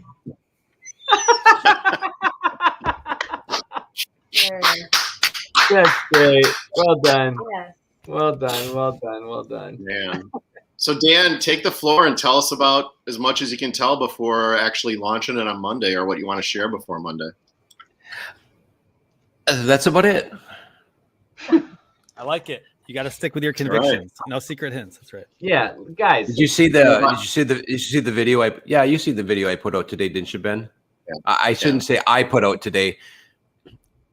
I'm not going to BS anyone here. 3D Bronze is helping me make videos too. Well, listen. I give you all the credit, so I don't care. You should have made like a special. Can I ask you one question? Can I ask you one question I haven't asked you, Dan? Okay. I know how you rolled. This is another opportunity to get a beautiful coin, and I know how you rolled it out for the last one. Is that going to be similar? Is there an opportunity to purchase the coin and kind of the same? Okay, same basic concept. That's a beautiful looking coin. Yeah. I'll leak a little bit here. The same basic concept, except coins 1 through 13 are going to be more expensive than 14 through 150, and you do not get to choose your number. Right. Basically, it's just. Can I suggest one thing? Can you take coin 1, give it to the entity after they purchase the chest, and put it in the new hunt? I'm not kidding. Take a Copper Dan 1. I don't care if it's this Copper Dan 1. Give me a Copper Dan 1 in the new chest as an extra item. That's all I'm asking for. But Dan, were you saying it's first come, first serve? Yeah, I'm literally they're already in the envelopes. They're ready to go, and they're mixed. They're mixed up. I know. I got coins. I got envelopes 1 through 13 separated from the remaining. But I don't even know what you're going to get. It's going to be because on the first hunt, I let people pick their numbers, and oh my God, I spent freaking hours. And it's a better strategy this time, I think. coin one is actually not the coin one is going as part of the treasure. And my second question, is there a greater than 50% chance that you'll be wearing a red Shields t-shirt tomorrow? I'm putting on my lucky shirt. All right. I've only worn that shirt a couple of times.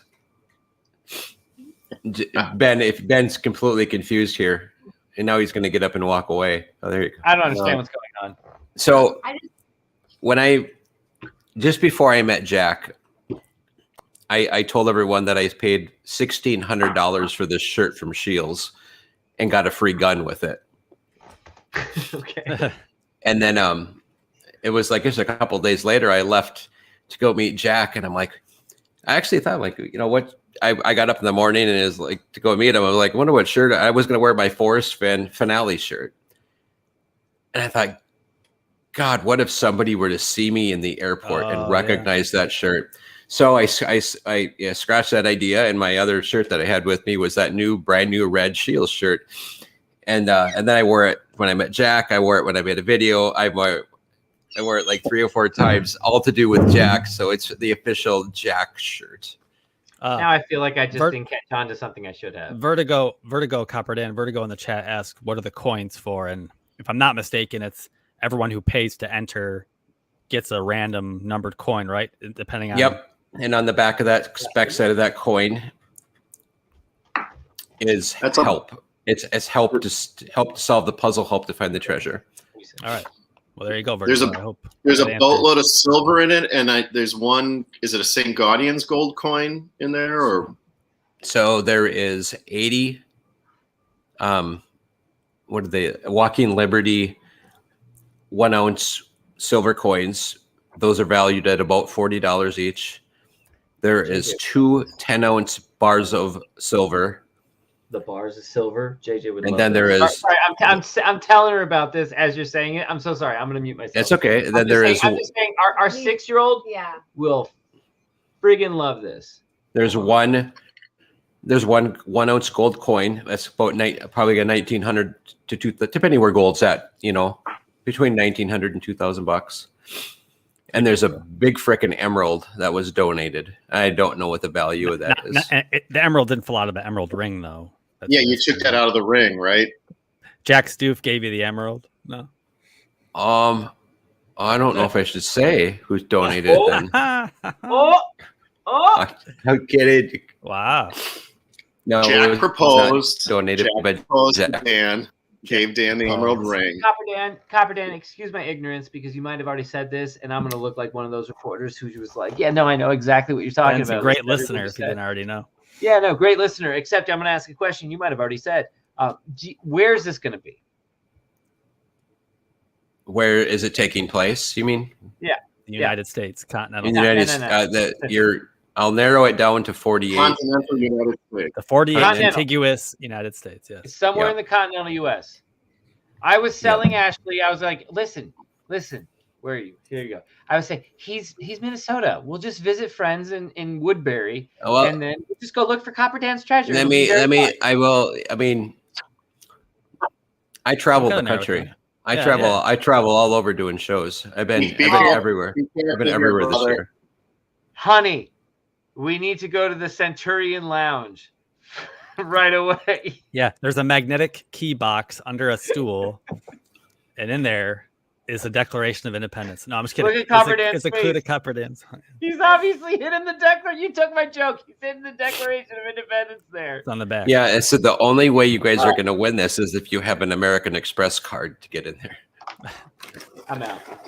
One of the things I love about this, because if I was lucky enough to find a treasure, I did not want to do it with a metal detector. And I know the guys that found Dan's first chest, even though they were highly skilled and talented.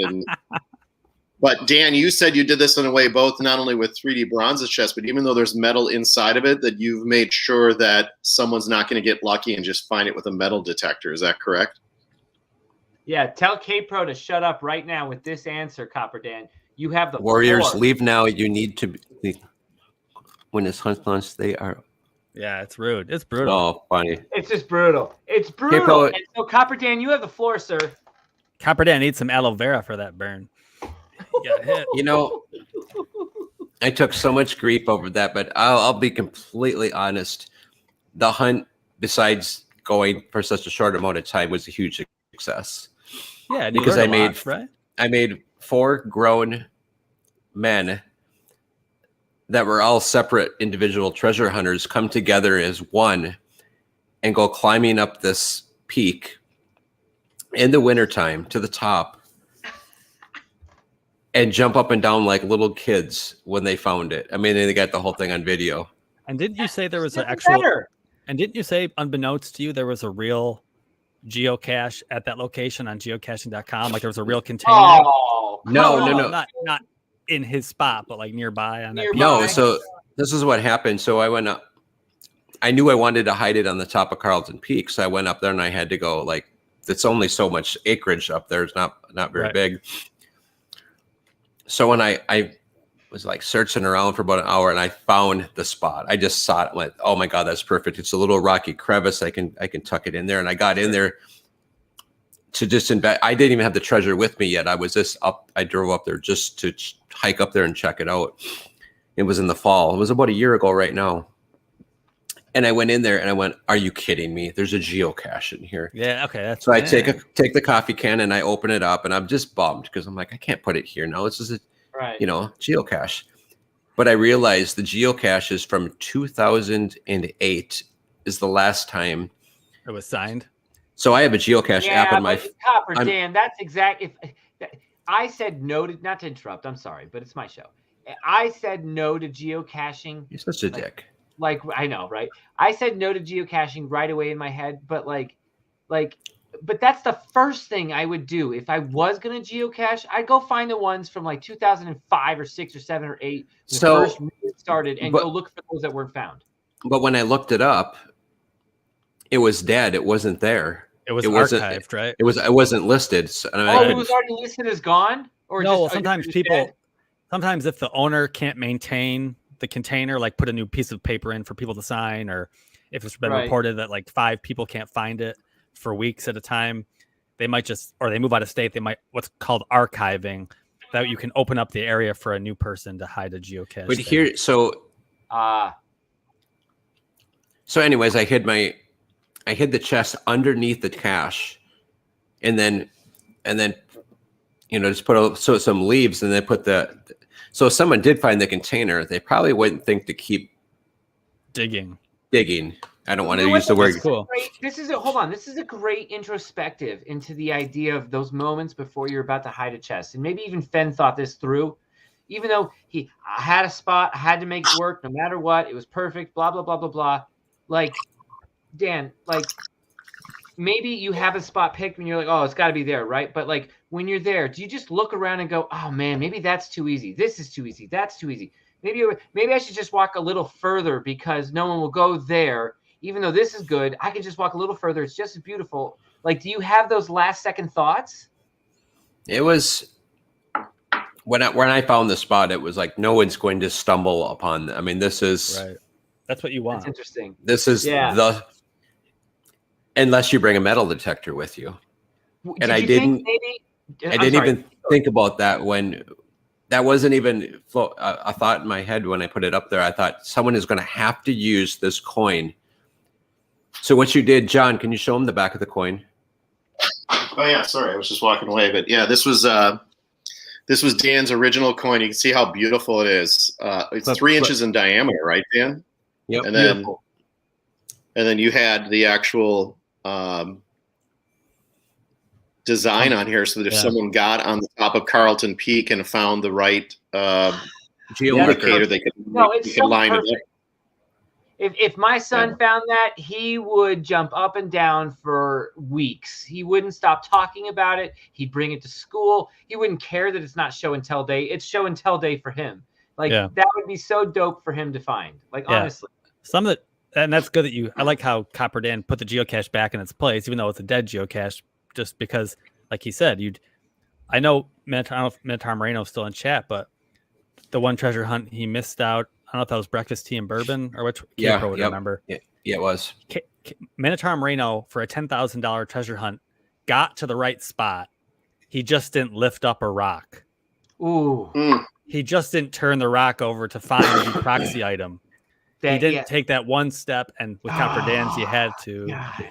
And so but what I was going to say was, I hid some geocaches inside drain culverts before, like Andy Dufresne. You had to go walking into this pipe almost on your stomach. You had to walk through a pipe of shit. 3 football fields worth. So this came spot out was clean on the other side. So this is what happened afterwards. So these guys go up there with the metal detector and they make a video of it, and it's a big celebration. And that was like on a Monday. Pause, Copper Dan. I'm the dog's out. I'll be right back, everyone. Go ahead. And then on Tuesday morning, my phone rings, and it's a number that's from Grand Marais, Minnesota. I'm like, this is Dan, and I'm thinking, oh, it's probably an order for art. Who knows? Yeah, Mr. Hedblum, this is the I can't remember what county it is, Cook County DNR, and we'd like to talk to you about a possible treasure chest you placed on national forest land. I'm thinking like, oh, dude, the sinking feeling in my stomach. Oh no, because you're gonna be honest too. I know you, Dan. I don't know you, but I know you. You're gonna be like, oh, well, it's kind of hard to lie when there's a video out there of it, and you assume there is, even if there isn't, though. So, and then they said, "Oh, you're the guy in the red Shields T-shirt." Yeah. You're okay. Oh, no, you meant Jack. And then they go, one of your aliases was Forrest Burke Fenn. Is that correct? Yeah. Yes, sir. Mr. Fenn, actually. No, so yeah, I'm like, yeah. And they're like, well, we're actually interested in the 4 gentlemen that found your chest with a metal detector. We'd like to just have a chat with them. And he was actually a really cool guy. He goes, somebody saw what they did on video and they turned him in. And he goes, to be honest, between you and I could give a crap, but I have to follow up on this. So I just want to talk to him. Like, I don't know them personally. I don't have their number. I said, but I will get back to you. So I get off the phone. I'm like, oh my God. And so I called. Something fun, people. I know, exactly. That's what I told him. I said, this was just something fun. It wasn't even worth that much money. God. So that's Forrest, and not to interrupt, hold your thought real quick. But Forrest said this about somebody who got in trouble. The man just dug an 18-inch hole and he's getting in trouble. Come on, people. Something's wrong here. Continue. Anyways, I called the guys. They all called them and gave a statement, and it went away. But he did say, if you're going to do this again, just call us for permission. So then I thought, it'd be fun to turn that spot back into a live geocache, and I will maintain it. And they've never, I can't do it without their permission, and they just will not get back to me. God, that actually raises an interesting question, and for both of you guys, and when Dark gets back here too, if you're the entity, or you are someone else who ends up with the chest intact and you're going to rehide it, what's the right land to put it on, given what we know from the chase? Do you limit the area? Like, let's all mentally bring out that map from Too Far to Walk. All that highlighted area in some way, shape, or form represents a legal problem. Where do you put I think the one treasure? The one thing is, if you could, Ben, without having master researchers like you, if there's a way you could either lease or purchase land without anybody knowing, or do it under the guise of K-Pro Cow LLC Wyoming, and actually own your own land, I think that would be one way to get around it, is to own a piece of land that nobody knows that you own, because you don't have to deal with that. But maybe. Hey, Mike, I guess I answer a question in chat. Yeah. Mike N. I don't know whatever his Let me see if I can highlight it. Mike N. That guy right there. Yep. It was a national forest, not a national park. It was just national forest. But if you go in and read the guidelines on a national forest, it's a little more strict than like a state forest. And do we need to make the distinctions here? Where does the line in the sand end for the federal government? Where there is no line that ends. And that's the problem here, guys. a multi-million-dollar treasure, and you're going to walk away from it, A, thinking no one's going to stumble on it, B, thinking the only person who will find this earned it, C, thinking the government won't get in the way. That's a lot of obstacles I think you have to hurdle over to feel safe. And in 2021, even if you've been, let's say you've been in the hunt since 2010, and this was your dream, that you didn't want the money, you didn't care about the money, you're going to find the chest and you're going to rehide it regardless because you love the idea of it. And you know what? Who doesn't want to be Willy Wonka? So that's what happens. But then you're faced with, oh my gosh, all the things that have now happened over the course of the chase. I don't have plausible deniability of even ignorance anymore. Forrest had at least of, I thought of everything until, and you know what? I would say a lot of Americans in all shapes and forms said they thought of everything in life in all shapes and forms until X happened. Name your thing in the last 5 years that's happened and you didn't think it was going to happen. So we're all guilty of thinking we know what's going to come next and it doesn't come next and something entirely different does. So, but now you don't have that. You have an entire decades-long chase with the same chest and knowing the pitfalls, the possibilities, the problems, the predicaments, all sorts. What do? Where do you hide a chest where you feel comfortable?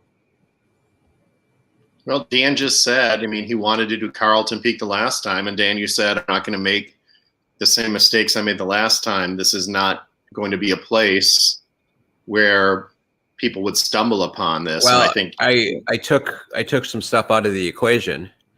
So here's breaking. You want to play your breaking news soundboard, Ben? Hold on. Yeah, I was going to ask Copper Dan a question. How's it going there? How's it? Copper Dan, did you say yet? You don't have to answer. I don't know if you were keeping every detail till Monday.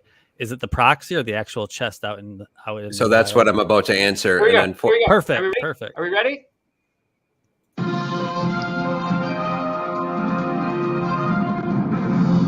What we got? I love it. So Mike Calazars. A big part of what I wanted my treasure hunts to be was that, like Forrest, like reaching in the ground and popping that lid open and seeing it all. But after the learning experience of Hunt One, and not wanting to spend the money on an attorney to really study where I was putting it, I took the loot out. The loot is actually at home with me right now. You are searching for the box. Box with the proxy in it? The box is the proxy. The box is the proxy. There is just to make sure that no one can cheat and 3D print a box or do anything. Right. There is something undisclosed in that box. There's a tiny jar, bell jar, with wax around it that inside of it has the recipe for lutefisk in it. Can I ask you a question, Copper Dan? And I don't mean to do it while you're here when you say it's a proxy. I like the idea of a proxy. I think it's the smartest decision in 2021 after everything we know. Honestly, we should all be happy for a proxy so that if you trust the person who has hidden your treasure that you're looking for, and they say it's a proxy, you should almost feel more comfortable with that. So all that being said, can I ask a thematic question philosophically? And I'll start it like this without answering from any of you if I could, because I just will. In Vegas, there was a time and age where you could put a quarter in a slot machine. If you won, you hear the quarters fall into that metal tray underneath. So bang, bang, bang, bang, clang, clang, yep. clang, clang. Love that. And it's magical in its own right. If you haven't played that kind of slot machine and all you've gotten is that little paper ticket that comes out, maybe you played those games when it didn't all do all the crazy stuff where they figured out that, video screens can create certain illicit reactions from your brain and get you addicted to playing those video slots. Myself, we're all victim of it. So the point is there a difference at that final moment that you're trying to create for a finder where instead of lifting up something that ends up shiny, and I understand there's a very ironic caveat to all this, where you lift up the lid and it's all shiny jewels and gold or silver or whatever it is, and you don't get to touch it and feel it when you find it, are you robbed of something that once in human history existed? That's a great question. I'll start with you. That is a great question. And I guess to answer that, we'll have to talk to the people that find my treasure chest in about 3 days. Bravo. If you can't pick on, if That's you why can't I pick on love yourself, That's why I love you, Dan. All right. Damn, you got me, dude. I thought I was going to be the Howard Stern of this chase, and you got me, 45 minutes into the first fucking interview with you. Anyway, Packer Jack, what do you think? Is the difference too much for you? Is it okay? Do you feel safer about it as a treasure hunter? I understand how the game has changed. You know, for those of you guys that play poker, back when Phil Hellmuth won his first World Series poker bracelet, or Doyle Brunson, you know, the way poker is played now is completely different than it was back then. And I think it's similar with treasure hunting now. And I think it doesn't offend me, especially because we know Dan, we know his heart, his intentions, his purity. It doesn't bother me. I want to find his chest just as much if it has the contents in it or not, because I know if I find it, he's going to give me the contents. And John brings up a great point right there. Is this comes down to more of a trust issue? Yeah, it's a trust issue. Agreed. It is. But even with the trust, do you miss the idea of that ending, or do you love the idea of even more trust in your hunt? Would you trade some of the trust for a real loot to grab, or do you love the fact that, you know what, your hider has doubled down on the trust? There's a proxy out there. No, I personally, I wish that everything was sitting out there right now with the loot in it. You wish it was out there. That would man, thank you for that, Packer Jack. It would excite me even more. Yeah. I do too, but you know, there was a lot of speculation in the last couple of weeks if Forrest was ever hacked because of the change in technology. Right. And had he hit his chest with nothing in it and still had the treasure in his vault at his home, he could have decided if it was found nobly or not. So I think I like the fact that if the person who's the author or purveyor of their hunt still has the potential to say, I'm not sure that this was found under worthy circumstances. I like that. I like that if you find out that someone found it under less than honest, honorable, fair circumstances. Hold on. Greg, you're just sitting there. Yeah. What are you stirring up in that head of yours? No, I was just moving to the side so K-Pro could enjoy my background. Copperdan, you're up. What was I going to say? God damn it. Can I say one thing? That was so weird. Can I say one thing? If you ever wanted to run the perfect hunt in Minnesota that no one would ever find, even if they use metal detectors. Here we go with the Vikings. Send them looking for a Vikings victory this season. Even with metal detectors, this will never be in Minnesota. For those the Bills of you don't have one either. ladies and gentlemen, the Bills don't have one either, so quiet. Yeah, the Minnesota Vikings do not own even a copy of that trophy. Now Dan hates me again.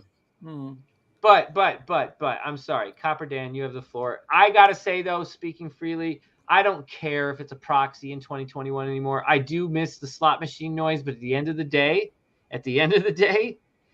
whether it's a slot machine where, I pressed the button at the right time and I got that ticket that gives me bill money. I know what I was going to say. No, give it to me. I did have a thought in my head about, if you retrieve the treasure chest, you're going to get a certain amount of the loot. And if you tell me the solution on how you found it, you'll get the rest. Meaning you can't just go. Caper has a good question in the chat. But that was scratched. It pretty much I don't care who it is and how they find it.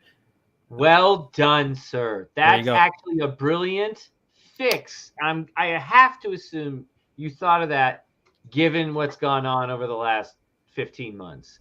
The guy Caper has a question for you though. Want to make a small wager? Your hunt will end before the end of the month, and I'm assuming she means October. Friendly wager, buy in to the World Series of Fenn at stake between Copperdan and K-Pro. Copperdan, do you want to take that? Buy in at the World Series of Fenn. She'll buy you in, I think she means. Now, before you say, you'll say yes, but we'll confirm. I'm guessing we're talking. Somebody in the Chase community has until what I would call, Copper Dan, what we say Central Time, right? The boring time. They have until midnight your time, midnight Central Time, 11:59 p.m. October 31st Central Time to find your treasure. Otherwise, K-Pro buys you in at the World Series of Fenn. So we're talking about a $70 bet. You're on. K-Pro, how much was the buy? Was it 65, 70? I thought it was going to be like 100. Can we up this? Can we up it to like 150 or something? We just save it. No, I'm just kidding. 65. Fine. Yes, buy into the World Series of Fenn. You're on? You're on. Your deal. Deal.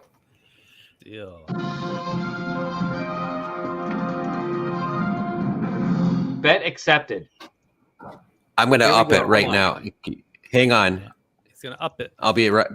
I'm going to up the ante right now. Oh, what Copper Dan was talking. Hold on, Dan. Oh, what Copper Dan was talking about, actually, the author of the Treasures Trove. What was his name? Michael Stadler, William Stadler, whatever. The Treasure Trove book. If now that Dan's back, I'll wait on the thought.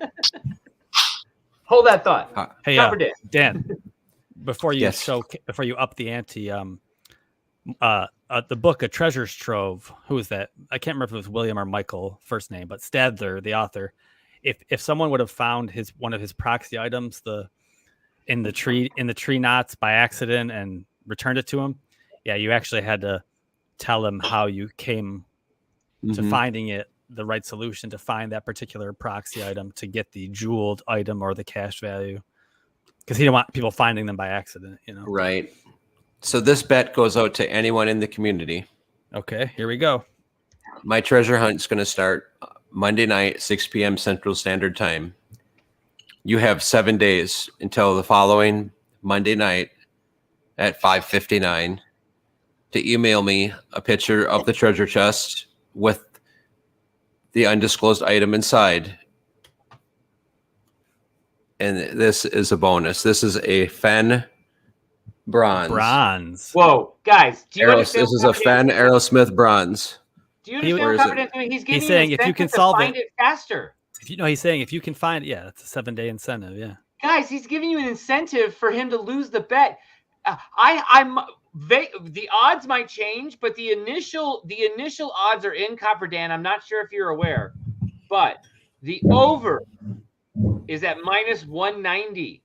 That basically is saying your treasure hunt will not be found before the October 31st deadline. The over is at -190. We're going to put a poll out.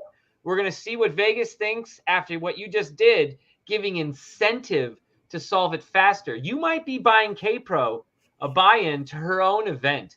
Does that make you feel right? This will be a foot race intense. Copper Dan's making all sorts. One thing. Last time I was like, my hunt's going to take a year. You know what? I don't know if it's going to take 2 days, 2 weeks, or 2 months. Can't wait.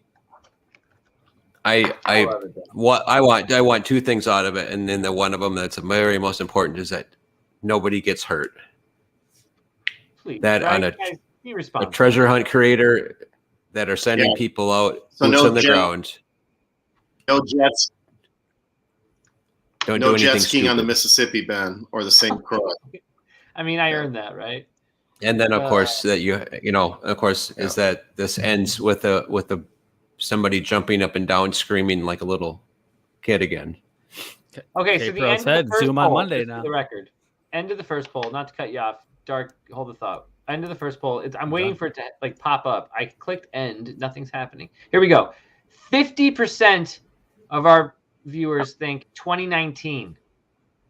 28% think 2020. 21% think 2018. Wow. What was this? No. We did a poll. Was the chest location originally found by someone other than Forrest Fenn in 2018, 2019, or 2020?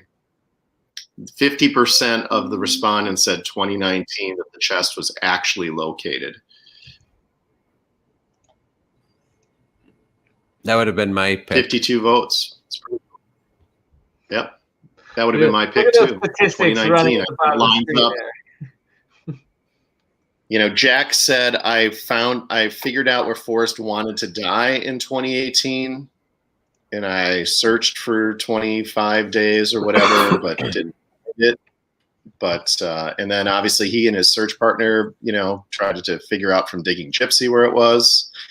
And I do believe, based on everything that we've had come into play, that 2019. So Dan, why do you say that? Because you do believe Jack is the finder. You met with him, you trust him, you believe he's honest, but you're now saying you believe he actually located it in 2019? Well, if I had to pick something else rather than 2020 one of the answers? I thought yes, it was 18. Dan. It was 2020, 2019. Oh. Yeah. Or 1776 was the fourth one, but nobody chose that. Oh, 1776. I'm kidding. Well, K-Pro and you guys, I know you guys have released some information about a bunch of stuff about 2019, and it does make sense that, you know, if he did locate it then and just left it sit there, and then Gwynta got his Puerto Rico citizenship going, and then that would also make sense on why he went back and left it for the night, because he figured in a year no one's found it. What's another night? That's what I would say too, I guess. I mean, if the only thing, I mean, that is just, if I could, you know, and I agreed to not ask, you know, I didn't go there to ask questions, but that would have definitely been one up top on the list. It's like, why the hell did you, you know, what was that thought process? Especially when he comments on further articles of, I was petrified that like people were watching me as I was getting it. Like, what? Copper Dan, will you be at the World Series of Fenn in February? I'm planning on it. I gotta probably twist my wife's arm, but I usually win. Copper Dan, are you wrenched here? Can you post a link to your website? It was a request. Ooh, can I post a link to my site? Yeah, please. Packer Jack, show us that. This is the Centennial Jim Beam 1872 to 1972 with the bear stopper. And on one side it says Yellowstone National Park, and the other side it talks about Old Faithful, and you can see Old Faithful in the middle of it. I'm going to bring this to World Series of Fenn. It's going to be filled with the highest quality bourbon, and I hope to have a shot with you there, Copper Dan, even though I know you and I don't usually drink shots of bourbon, but and then K-Pro Mike can decide if we want to give this away to the lucky winner of the poker tournament. Let me privately buy that from you. Let me privately buy that from you. Don't just give that away. Come on. Do shots of whiskey, sip your bourbon, enjoy your bourbon. Hey, Ben, what do I comment here? I don't have a spot to post a comment. Oh, you can open, like, do you have YouTube chat open, but like the browser? No, you have to do that on YouTube, Dan. You have to mute. Yeah. You have to mute YouTube. So you, yeah. I wasn't. So just if you go on and go to Treasure Wares on YouTube, open up a. Yeah, that's how I do. And then you can even pause the stream so it doesn't suck bandwidth, but the chat will keep going. And then make sure you click like live chat, not top chat. YouTube just wants to make it as difficult as possible. Huli already took care of it, gentlemen. You did? All right. Thank you, Huli. So what's next, gentlemen? I have to ask. Come on. We got two guys who, at the very least, are more in the know than two other guys in this chat. What's next? All I know is I can count my balls and get the same number twice. Greg, you were in the category of the two guys who don't know. That's what I know. That's why I said all I know is I can count my balls and get the same number twice. Yeah. That's all I said. Greg knows one thing about Greg. You know one thing 100%. That's that the Bills are going to win their division. Oh yeah, I do know that. I would say. Right. I'm going to the bathroom. Right. Go cry in there. He just ups and leaves. He's a Dolphins fan, Dan. I know Copper Dan's going to launch one of the most epic hunts in treasure hunt amusement park history on Monday, and that is not going to be solved in the first week. And I'm 100% confident that it will not be solved in the first week. Yeah, I don't think it will. K-Pro, my beard fell off. That's where the beard is. I wouldn't lie if I said, you always, after last time, I am worried. If it's solved the way I want it to be. By the way, Dan, I can say this. Yep, go ahead. And by the way, I can say this because, everybody knows, Dan, that because you shared it, not because I did, that you confided to me about meeting with Jack. But I asked Dan if he wanted me to be his Douglas Preston or not for this second hunt. And he said, no, if you want to participate in the hunt, go ahead. So I have no confidential information. I have no hints. I have no extra anything about Copper Dan's hunt. So please don't think that because he and I are friends that, I'm going to have some advantage or know anything more that's going on with Copper Dan's hunt on Monday. I just think he's the best guy in the world and that he's going to do a great job on Monday. And I think all of us should remember that as much grief as we give him for the Carlton Peak solve coming quickly, that he turned copper into gold by raising over $25,000 for children with cancer and their families for St. Jude's. And he's a legend in his own mind. In my mind, a living legend, and it's great to be on screen with you again tonight. And by the way, it's cool to be on with you, and I'm wishing you great luck with the launch on Monday. If someone saw something that fast, by the way, it just means two brilliant minds thought of the same thing. Nothing wrong with that. I mean, at the end of the day, Mike actually told me that you had some of the most. Mike actually told me that night they were looking at the ahead, in the Zoom that he didn't have a clue on my hunt. What it was a couple of people that lived in the area of where it was hid picked out some of the clues, and they were able to. I didn't think they would understand what the back of the coin meant, but they knew exactly what it meant. It was a geomarker with the number 1952 on it, and once they knew the area, it was a quick Google search, and they knew the peak. Oof. And then it was just like, I just went, this is going to end really quickly. And it was a foot race. Well, listen, we live and learn, and so what? Just because a treasure was found quickly doesn't make it a bad treasure hunt. No, it turned out good.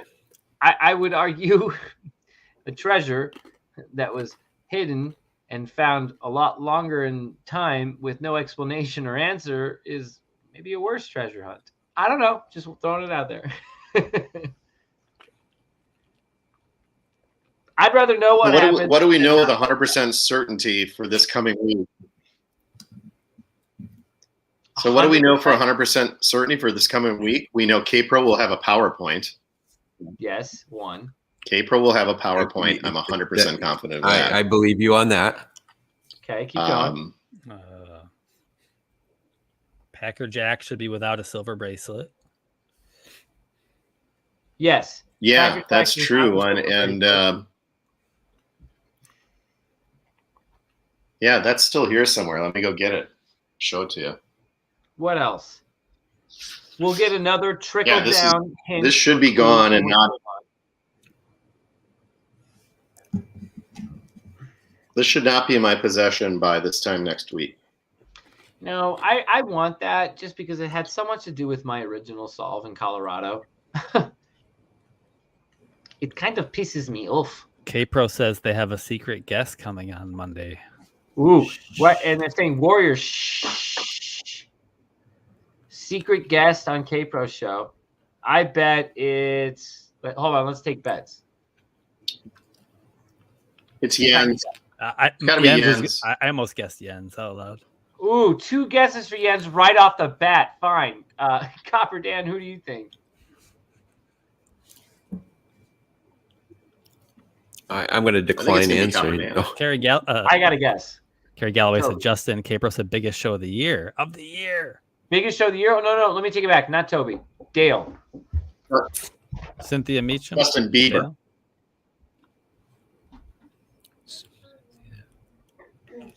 I would say Cynthia or Dale. Yeah, both. Those are both. And Dale would guess. I don't know that Dale would.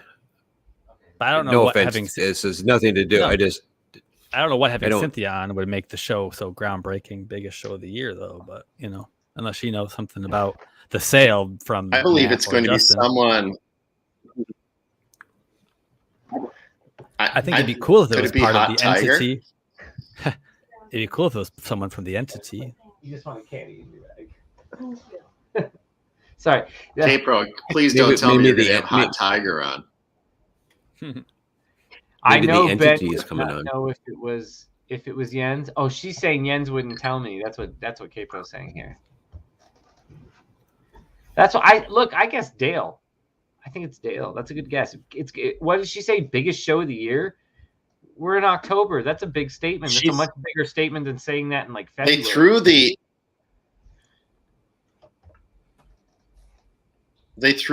threw the invite out to the Turd Source to come on. Is the Turd Source coming on or not? Oh, see, that's a good bet. That's a good bet. I thought that was supposed to be. That could have been for last week, though. I don't know. But that's why it's a good bet. Everyone forgot about that. Maybe he was busy in Puerto Rico. Right? Are they going to be streaming from a beach? Wait. Hold on. Son of a beach. Okay, I was completely being fun. Not seriously break the internet, guys. It will be a fun thing. I don't know why I did that in Russian, but pay that man his money. Pay that man his money. Do you know who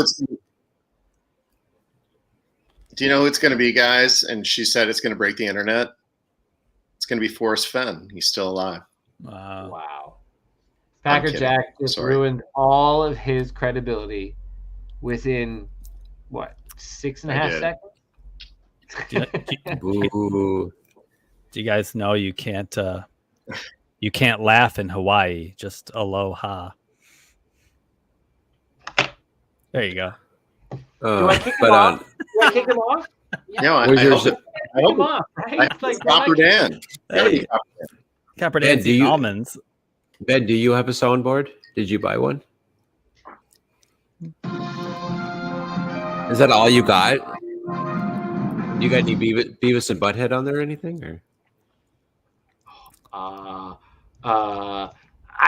am Cornholio.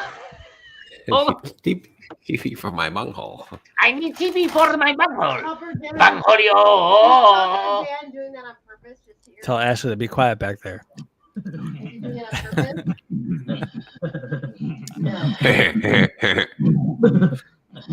Hey, Beavis.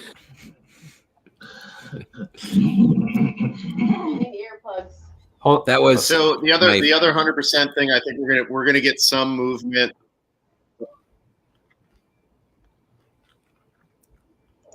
I think we're having Wi-Fi difficulties. His internet is awful. And I was saying the other. Oh yeah, Packer hack. What do we do? When this, I feel like someone's invaded his household. I mentioned Turd Source and my Wi-Fi went down. No, I think right. See, you mentioned Turd Source and the Wi-Fi went down. Just go reboot your router or turn your Wi-Fi off on your phone. Did you plug it back in? The good news about being a technology executive is I can just switch to. There's nothing worse than saying the good thing about being a technology executive is. There we go. How's that? Better? Switch to the data card. I was saying there's nothing worse. Is that better? The good thing about being a technology executive. Yeah, a little better. Yeah.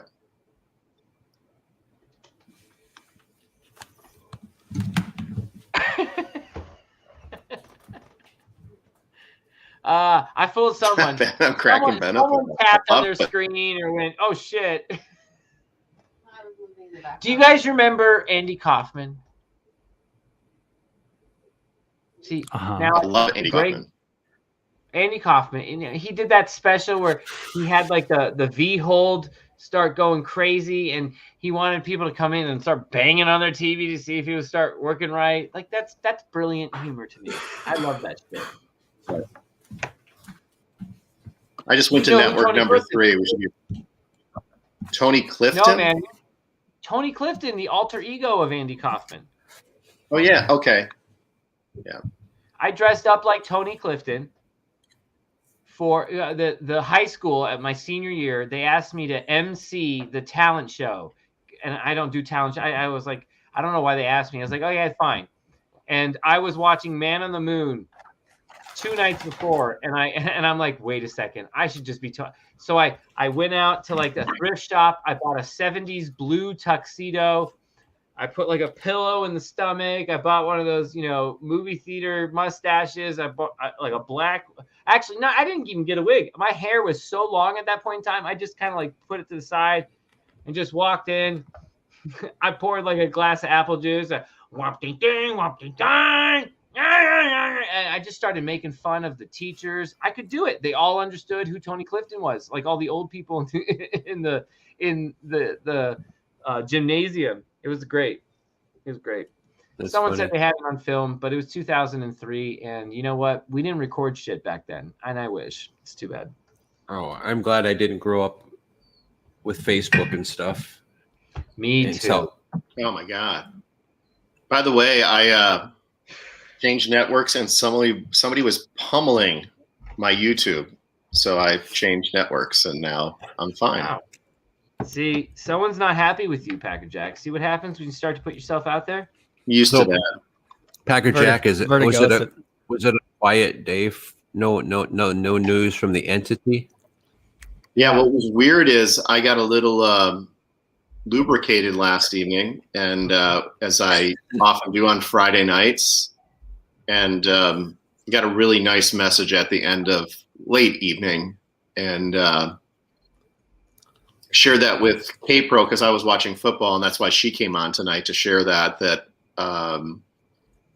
the entity shared that they believe that Jack would prefer that this doesn't have to be split up and go through an auction house, and that the entity wouldn't be meeting with Jack's attorney if they weren't close. So I think the hope is that we fully understand if Jack is doing the brinksmanship of, you want to give me what I want, then give it to me. Otherwise, you can try to buy everything piecemeal off of an auction thing. And Ben mentioned that earlier. Ben was pretty prescient on his interpretation of Jack having that to back him up to say, give me what I want, or try to buy it piecemeal off of an auction site. Wouldn't you guys crap if Monday night you found out I was the entity and the Trolls cash is actually the Forest Fenn cash? Be wild. I'll destroy you. That's all I got. That's all I got. I'll destroy you. Packer Jack should change his name to Pixelated Jack, Vertigo had said during Packer Jack's misfortunes of internet, but now everything's better. Yep. But if I change my name to Pixelated Jack, then I could sell myself as an NFT for $69 million.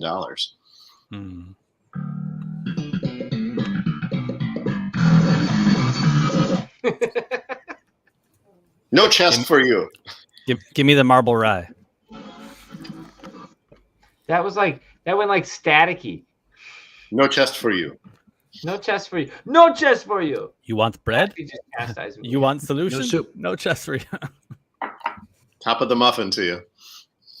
See now, and this is why if you could like save these files and like organize it properly, do some work is what as they put it, you could probably do this right. I'll have to like put some effort into this. Anywho, see, that's why I like the Streamlabs better than StreamYard, because I can have my audio ready and load it in, and I like the interface. I like this interface very much, but it's tough to not have the images and audio just within the software because it's all web based here on StreamYard. So I'm trying to figure out if I want to switch over or not. But I do like the multi-streaming to Facebook, and it's very nice and easy as long as you stay on YouTube. I will say the delays start even if you introduce another audio app too. If I go on Spotify, it really hits a problem. Yeah, so, Streamlabs use virtual cable and it just goes fine. But at the same time, it's better than just seeing that I'm sorry, but after a year of COVID, I'm sick of seeing the word Zoom on the bottom of everything I watched. Well, that's why I hardly ever go through Zoom. I just did recently because it was easy. Right. I was being lazy with Streamlabs. But... Zoom is going to be like the word, Kleenex. It's actually facial tissue, but it's just it's always, no matter what we use, it's going to be zooming is a new term. I think Do you remember? I think adult film actors first called it facial tissue. Do you remember what people did before they Zoomed? Guys, off the bat, without giving you a hint, what did people do before they Zoomed? Ah, right there. Yes, they Skyped. Do you remember Skype? Oh, yeah. Survey says Skype just lost the battle one day into COVID. It was Zoom. And Google Teams or Microsoft Teams is pretty good as well. Well, Microsoft has done what fantasy football. Microsoft has done what they always have done. They've waited to figure out who has the best platform. And then they up it one. And they take over. I mean, I still have other MSP guys that I work on Slack, but Microsoft Teams has basically said we're going to be Slack now, and they're taking it over. So, yeah. But Teams is going to be VoIP. It's going to be everything. You're going to make all your phone calls through Teams. It's going to be crazy. Yeah. Do you think Teams is going to take over? Only because it's a force majeure. Everybody's already having to, you can have Google Suite, but you have to have, Word and PowerPoint and blah-bitty, bloobity, blah. Yeah. Plus, any Windows computer you get, it's going to come loaded with Teams. We much prefer working with AWS Cloud versus Azure, but Azure's out there. But I think AWS, if I was starting a business, gives me much more flexibility on, what I can integrate with in Azure, but Microsoft's the 800-pound gorilla in the room. So, yeah, Ghost Dancer. I remember Yahoo chat and video. Like it was so primitive, and now Bill Gates is going to shut us all down, not the turd source. Bill Gates just married off one of his daughters today. So let's get back to the chase. And Dan, we didn't really ask your opinion from me coming out of nowhere. You and I have actually interacted a lot because we worked on 3D Bronze Tell Me Where together, and what brought this together, guys? And struck up a friendship. But other than that, for most people in the chase, they don't know who I am, and I'd like to keep it that way. But what did you think about everything that's come out this week? I know Aim Hooley. What did I think? Like, what besides the excitement of it? Yeah, just what are you thinking? Because you've been really invested in the chase for longer than Ben and I, and you've gone. Like for instance, Copper Dan, you're a veteran, a new rookie, if you will, is coming in with news that would say to you, "Hey, man, we might get a new chase. The chest might get re-hidden. I want to post this information." I don't know if this is how it went, but he's going to post this information through your Facebook. How does that feel to see for the first time? I mean, I'm assuming you're seeing that before anybody else. No, it was, thankfully I knew Packer Jack enough to know that there was no question on believing him. And then, of course, could we believe who was telling him? But once that was deciphered, there was no question. So then, I don't think it could end. I think this could be a positive ending to the chase, a more positive ending than what we've had so far. Of course, there's going to be a lot of people that are going to blow chat up right now. And what about the solution? What about the solution? Right. I don't know. That would be. It's almost one thing at a time, right? Like one thing at a time. Oh, by the way, while we do one thing at a time, there's also a new treasure hunt for the exact same thing we were all looking for anyways. I really don't see a downside. You can look for the Fenn solve originally, or you can go look for that Fenn chest maybe. I would love it if the rest of you kept looking for the solve. Well, I tell you what, Jack Stoof is in his 30s. He's got a long life, if he lives a normal life, he's got many years to live, and that's a long, long time to hold that secret. And it only takes one slip. Well, as we said before, there's got to be at least a handful of people or more that know it if he's talked to his family or any close confidants. Exactly. Or friends. Attorneys, his attorney says, I got to believe that somebody else besides him knows. And again, it's, the two can keep a secret if one of them is dead motto. It's hello. Well, I heard a noise. Speaking in the middle of this, hold on. Packer Jack, you brought the bracelet out. Again, what's happening with it? It's supposed to be a drawing. Are we doing this or not, man? What's going on? Not here. It's supposed to be someone else's. Where's Candy? I thought they were doing, aren't they doing a, weren't they doing a Zoom seminar for her treasure hunt? So I just want to, everybody, let's give her a break. She's had a lot going on. Ben, I know she was hanging out with you last night. Yeah. And she's starting a new chase. And I think the whole idea of the bracelet for me was on the 1-year anniversary of Forrest passing, and we went on the air. I was on with Mike and Christy and all of us. The channel, and everybody came on. Ben, you came on with Ashley. I was reading from TTOTC some of the really prescient passages there that Forrest had written on the anniversary date of his passing. And I kind of said that's my tribute to Forrest, but I also have this bracelet that I was enamored with the turquoise bracelet, and I loved how Forrest talked about it. How he had gotten it from the Harvey family, won it at a poker game. It was actually a beaded necklace that's why there's holes in the middle of the turquoise beads. There's 22 beads on the bracelet. And if you remember Forrest saying, I had to put something of myself in that chest. It couldn't have just been the gold. I had to put something of myself in that chest. And that I think Forrest was also hoping that whoever the finder is would bring it back to him and reunite him with it. But it was kind of something that meant so much to him that he was actually going to sacrifice that into the chest and put it in it. So I started looking for a similar type of bracelet just because I'm on eBay and I do I'm Jack Factor on eBay, by the way. I have 18 things for sale right now. If you go to eBay under Jack Factor, I have over 500 transactions with 100% rating. Oh, you can't get those hundreds. I'm gonna go check it out. I'm gonna go bid mostly on that right now. It's mostly all Packers stuff, Dan. So you'll have no interest. But yeah, you would. What is it now? What's the name of it? Jack Factor. You're allowing this Viking fan to purchase your memorabilia, so he won't buy any of it. Ash.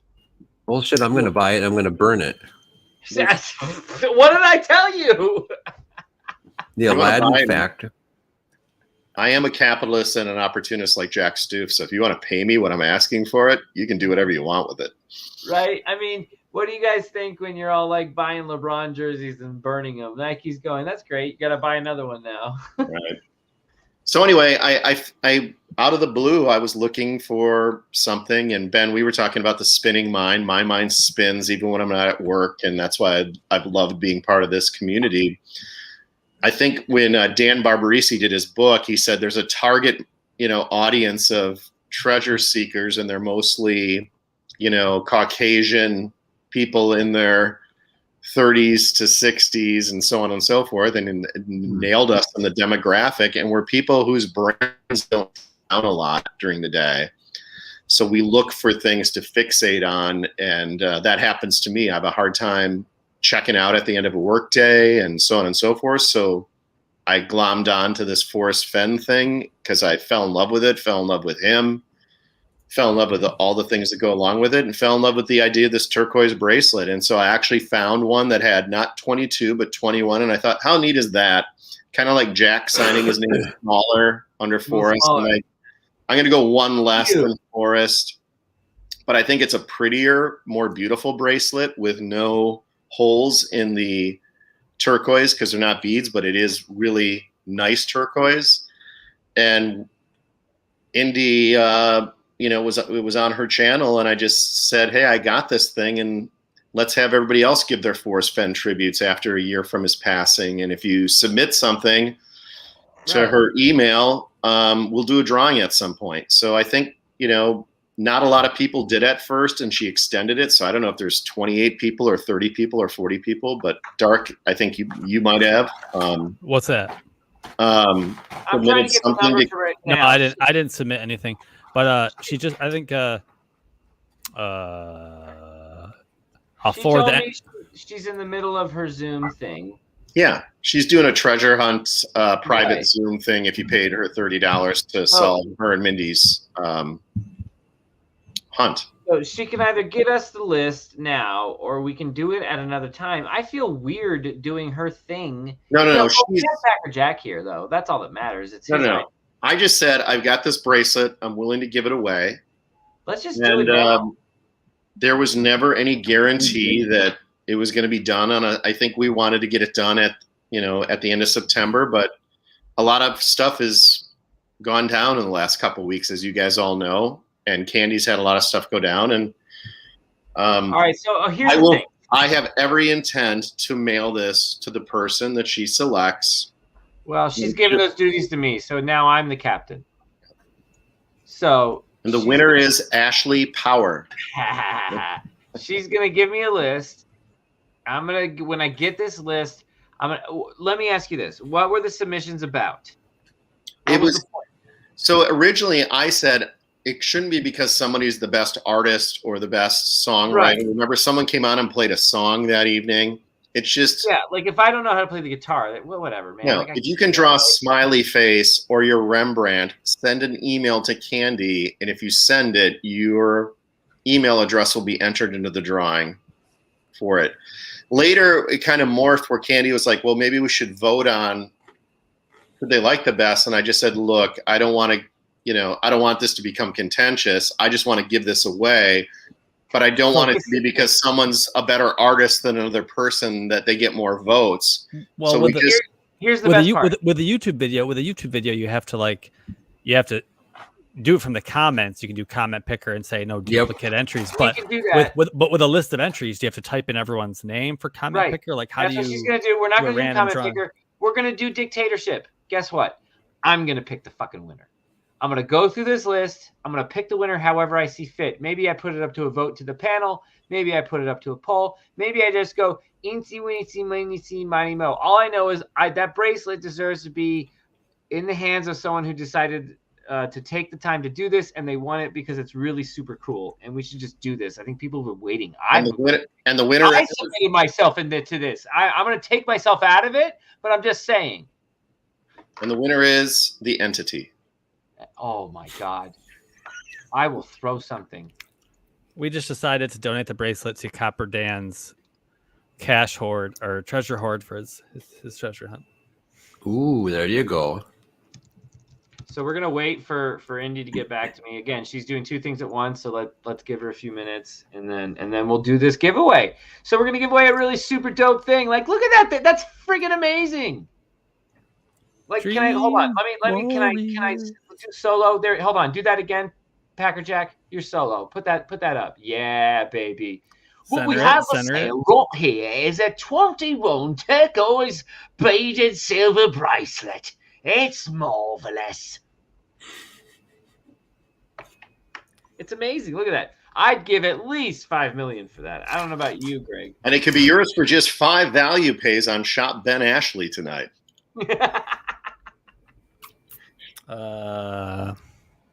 Yeah, it's sterling silver. I think and hold on. Doug asked how many beads. You said 29 in yours or 27? 21. One less. 21. One less than Forrest. Yeah. There were 22 on Forrest, and there is one less on this one, and it's stunning. It's a stunning piece. I believe the value on this is at least $400. So it's a neat piece. Amazing. I honestly, Ashley's in the running, just FYI. So yeah. We'll see how this goes. Oh, so you're picking? Okay, fine. I'll take her out of it too. God dang it. I wanted that thing. Whoever wins, I don't want her out of it. I don't want her out of it if she entered. I don't want her out of it if she entered. Okay. Yeah, I don't want her out of it. You just got to load all the names. I know I entered. I've already removed it. If you have a list, you just got to type every name in the comment picker, random thing. If she's on the list of, I'm not commenting picking. I'm going to pick right, this whatever. with my own I'm not Canadian. But there's other sites where you can just type each person's first name. Here it is, guys. Are you ready? I'm going to put the list. If people don't object, maybe I shouldn't do this, but I was going to put the list up publicly and we'll just pick through that. But I shouldn't do that. But you guys will know if Ashley's on that list, she's up for grabs. Wait, that sounded bad. If Ashley's on the list, it's all right. Someone already said that your chest is in the bed. So, hey-o. And the winner of the Force Fenn homage bracelet is Barbara Anderson. No, I'm kidding. Wow. Well, you know what? She wins. Oh, pick him out. If she submitted, she's in the drawing. Right. No problem. I don't care. I didn't submit because I just didn't. I was lazy, I guess. And you know what, Greg? You will never submit. Yeah, that's right. Well, I'll never tap out, sir. Now you're out of this. Right? You're looking at. Show that again. Look at that thing, man. You're going to be so jealous when you don't have that turquoise bracelet. Look at that thing. Just being on YouTube with all of you animals, I have enough riches. Oh, it was just an honor to be nominated. You filthy animals. What is the Kevin and Home Alone? That's from that's from the movie. They're remaking it. That's terrible. What? Yeah, it's Home Alone, like in angels with filthy souls. Come on. Although honestly, I saw the trailer. I'm not going to do it because everything seems to work against me tonight. But the trailer doesn't look half bad. Do you guys know who Rob Delaney is? Yes, I actually. Rob Delaney is basically like the Joe Pesci of the new Home Alone. Cool. That's actually pretty cool. Yeah, it's like you know what it is? Have you seen A Fun with Dick and Jane? Yes, I have. Okay, so imagine if Jim Carrey and Tia Leone were the robbers in Home Alone. The Wet Bandits. Yes, the Wet Bandits, exactly. Marv, so that's what this is. Rob Delaney. What are you doing, Marv? Husband of a husband-wife pair. It's actually the kid actually looks quirky and interesting, and he's got a British accent, and so I'm immediately intrigued. And they got me. They knew I would be. I heard the British accent, and I said, "All right, fine, I'm in." Everything he said is going to be funny. I'm just happy for the kid that he won't be friends with Michael Jackson. That's all I have to say. Careful, Adam Foddy loves Michael Jackson. Dropping the hammer tonight. What is it? 9:53. Mark it down, folks. Careful, Adam Foddy loves Michael Jackson. Adam Foddy loves Michael Jackson. I love Michael Jackson's music. I'll say that. I love the music. How the fuck am I funny? What the fuck is so funny about me? Tell me what's funny. Tommy, his face. Take it easy. His face would get so red. Tommy was so funny, and his face would just get so beat red. And then he's like, get the F out of here. Honestly, guys, I almost had him. If you didn't watch a bunch of Joe Pesci mafia comedy or drama movies, you really missed out in life. Oh, sugar, do you want to go outside? Okay. Jeepers. And our host is like, I can't believe he talks to Ashley that way. But anyway, how are you doing, Greg? Oh, hey, baby. Sugar. Greg, what's the football predictions for tomorrow? I think the Packers are going to easily beat the Bears. The Bears. If you're doing any lineups tomorrow, take Aaron Jones because the Bears defensive line. Let's do a lineup. Hold on, I'm going to get it loaded up. The Bears defensive line they've had 3 guys that haven't even practiced this week, and they're one of the worst running defenses, although their pass rush is still great. But I'd take Aaron Jones tomorrow for the Packers as a running back if you can. 3 all-around touchdowns. So I haven't hold on. Oh shit. Hold on, give me a second. Stuck in Chase Landia says Dolphins over Jags, but the Jags are ripe for their first win. You got to be careful. I can't believe Adam Foddy's not going to be at the game. Mm-hmm. Wait a second. Hold on. This is my promise to Adam Foddy, who Ben can confirm I gave a wrench yesterday to. That was brilliant. So Adam now has a wrench. But if the Packers ever play in London, and it's going to be very, very hard because as a team that's owned by a group of owners, the Packers never want to give up a home game. Right. So it would have to be an opponent giving up a home game for the Packers to play in London. That's what happened with the Bills in Toronto. Yeah. The Bills did that. the Bills did that for 3 or 4 years, and then they ended it because It's such BS. the season ticket holders were getting ripped off. So the Packers still have not played in London, but if they ever do, I will be there. And Adam, if the Packers ever play in London, just like I promised to take Greg to a game at Lambeau, I will take Adam with me to the Packers game in London. Well, I think the AFC East might be in line to play the NFC North next year. All right, so guys, we're gonna do a $3 lineup right now. We just have some reserved entries here. Let's do draft team. I just want to draft my team. Wait, hold on. Good grief! The store was all out of the spot in Oktoberfest, so I got some Warsteiner Oktoberfest. I've won the last 2 weeks on. I do FanDuel. I've won the last 2 weeks on FanDuel. So on like a big mass multi-entry. No. I do like 4. I just do 4 of the same lineup. How much cash do you buy in with Packer Jack? Because I thought about doing these sites because since it's week to week, I feel like I could win some money on these. I don't want to talk about denomination, but I've doubled I start with a certain amount every season, and my fun thing is, can I make it to the end of the season without bankrupting? Right. Right. Yeah. But I'm actually double with what I started right now through week 5. That's why I like these weekly cash games, because you can switch your teams, or switch your players, whatever. So you're not as locked in, and that's why I like. They always sound more appealing, yeah.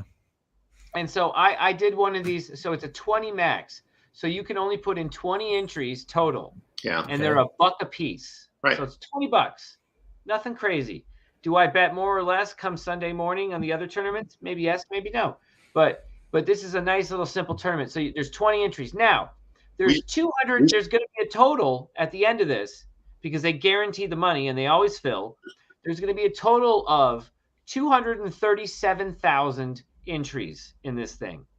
That means there's everybody who enters 20 times, that's 20 entries. So 20 entries into 237,000. So you do the math of how many people are involved into this tournament. It's a really simple base 10 system, right? So but what is it? Like there's basically 20,000 people in this tournament? 21,000, 22,000, something like that. Am I off by a digit of 0 here? Oh, you're right. Okay, so I have a chance of basically $1 in $22,000 or 1 in 22,000 people to win money. Now, the top prize is $200,000. You get into the tournament here, and we're going to find out first place pays $10,000. So I have a 1 in 22,000 chance of getting first place, and it's going to pay me 10,000 to 1. Already the odds don't make sense. What am I doing with my money? Right. Understood. However, this is a game of skill, much like poker. Whether or not you like it, it could be a game of skill that your algorithms and AI systems do in your hard drive, fine. Or it's what you do with your brain. It doesn't matter. You do have some semblance of control. So what we're going to do is we're going to do one of these lineups now. But we're going to do one of the $3 lineups because it's a little bit more money on the line. So it's $100,000 on the line. I'll shortcut it. 1.5 million in the prize pool. 594,000 entries, okay? So we got to be very unique with this lineup. We can't be crazy.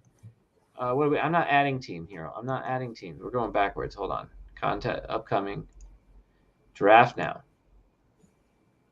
So, how do we want to build our lineups here? We have a salary cap of I believe it was like $50,000. So an average of $5,500. Now, to do simple math for those who don't do this often, what I like to do is the defense and the tight end first, because they're the cheapest positions unless you're going after like Travis Kelce. So let's do defense first. Who do we like for defense this week?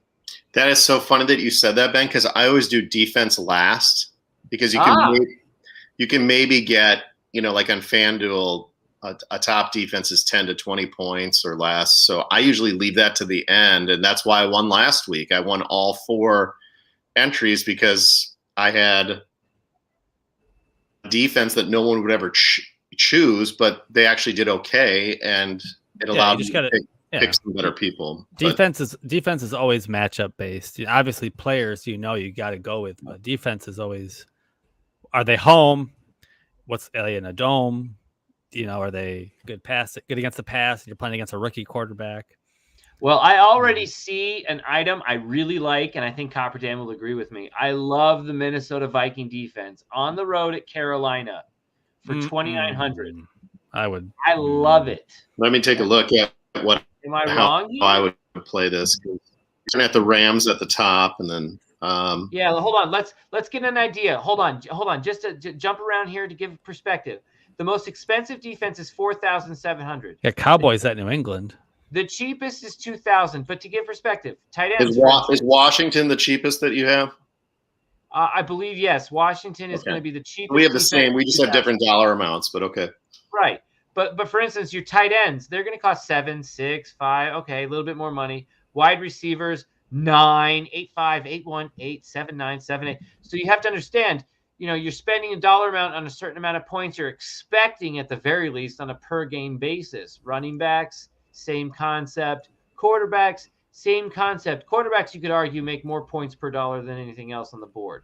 But right now we're doing defenses. And my argument here is the Minnesota Vikings could easily sneak away what I would call a 17-7 win on the road, rugged game. They're not going to hold Carolina to 7 points in Carolina. Who's scoring from Carolina? Sam Darnold's not throwing the ball poorly. It's just McCaffrey's out. Is McCaffrey playing?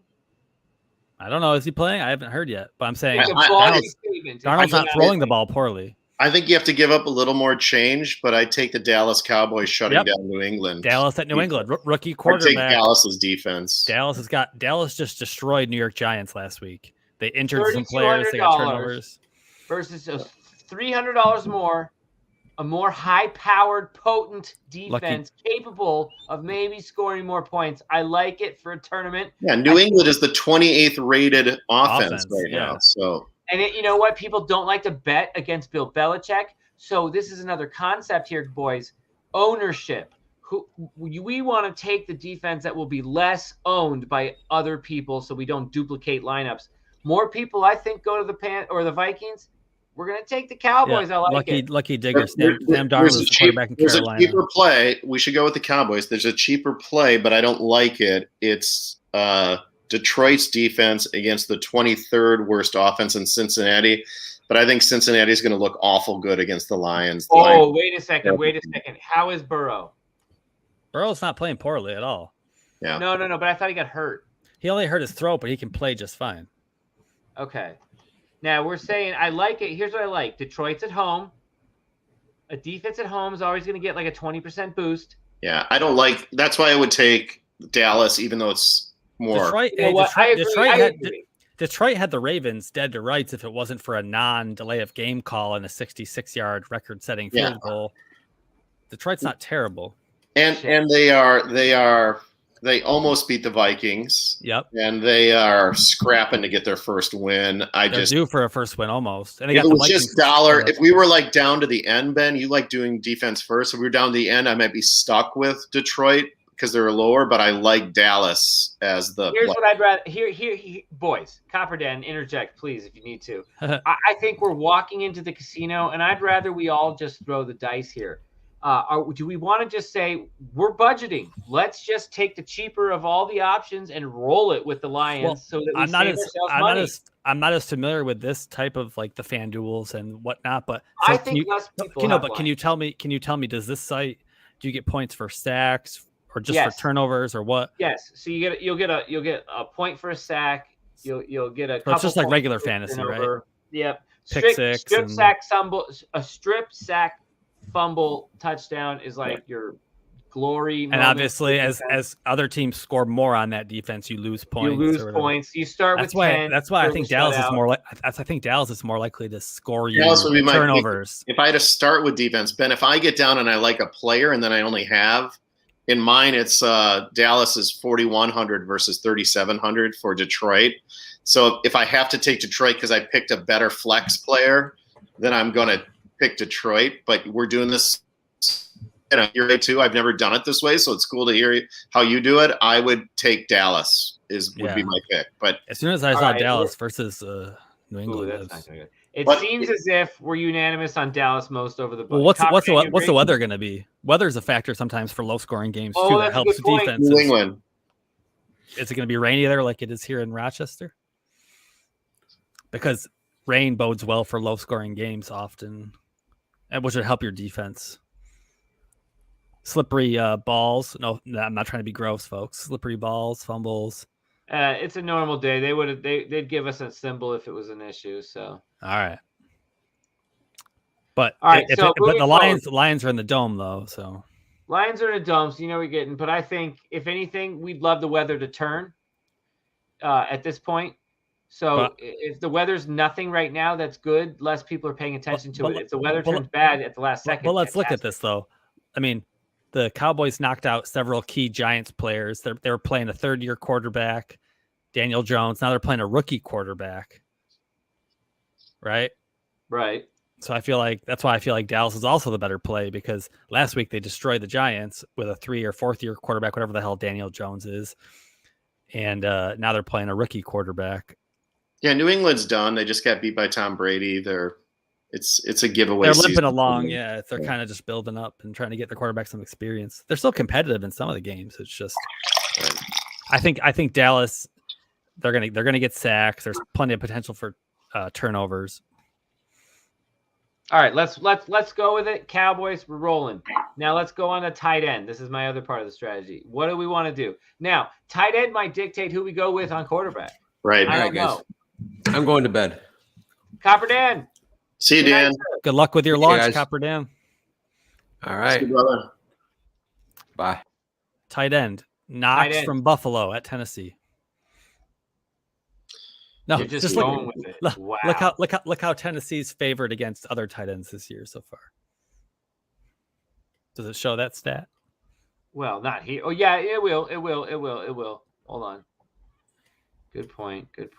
I mean, rookie quarterbacks tend to love their tight ends because they check down to their tight ends. Are you sure this game's actually being played? Monday night. It's Monday night game. No, this is just Sunday. This is just. Oh, Sunday. okay. I didn't know how that worked. Okay. Okay. But no, but what I was saying is rookie quarterbacks often check down to their tight end. So Jacksonville's playing. What's it called? I'd be looking at Higbee or Cook. Ooh, Higbee or Cook. Okay, that's interesting. Here's why. I like Higbee. Cook's on the Rams now? I don't like Cook, and here's why I don't. Well, Cook might actually be interesting, but more because I think I like Andrews. I'm loving an Andrews. Yeah, he's playing the 30th ranked D for against tight ends, so that's not a bad call, Ben. Hold on, that's New England. That's that's the Chargers. Lamar Jackson. I'm thinking Hunter Henry. Third most expensive quarterback. I'm loving a Lamar Jackson, Mark Andrews connection this week. Yeah, Mark Andrews had 2 touchdowns and 2 2-point conversions. Plus, I don't want to play a tight end against the same defense I'm playing, so I wouldn't play Hunter Henry. I'm fine with Andrews. We may have to check down to Detroit on defense, though, depending on how this goes. So, Detroit. Fair enough. Oh, fair right, enough, the cost. Yeah. Which I think then now. Our tight end has focused us on the same quarterback that we know we have to do. So we then throw in Lamar Jackson. Now, our average salary is $5,700 per player, and we're going with running backs, tight ends here. So we know we don't want any part of the Chargers or the Ravens for the running game, but what are we liking this weekend on the running game? Well Packer Jack said Andrew Jones. Packer said Jones.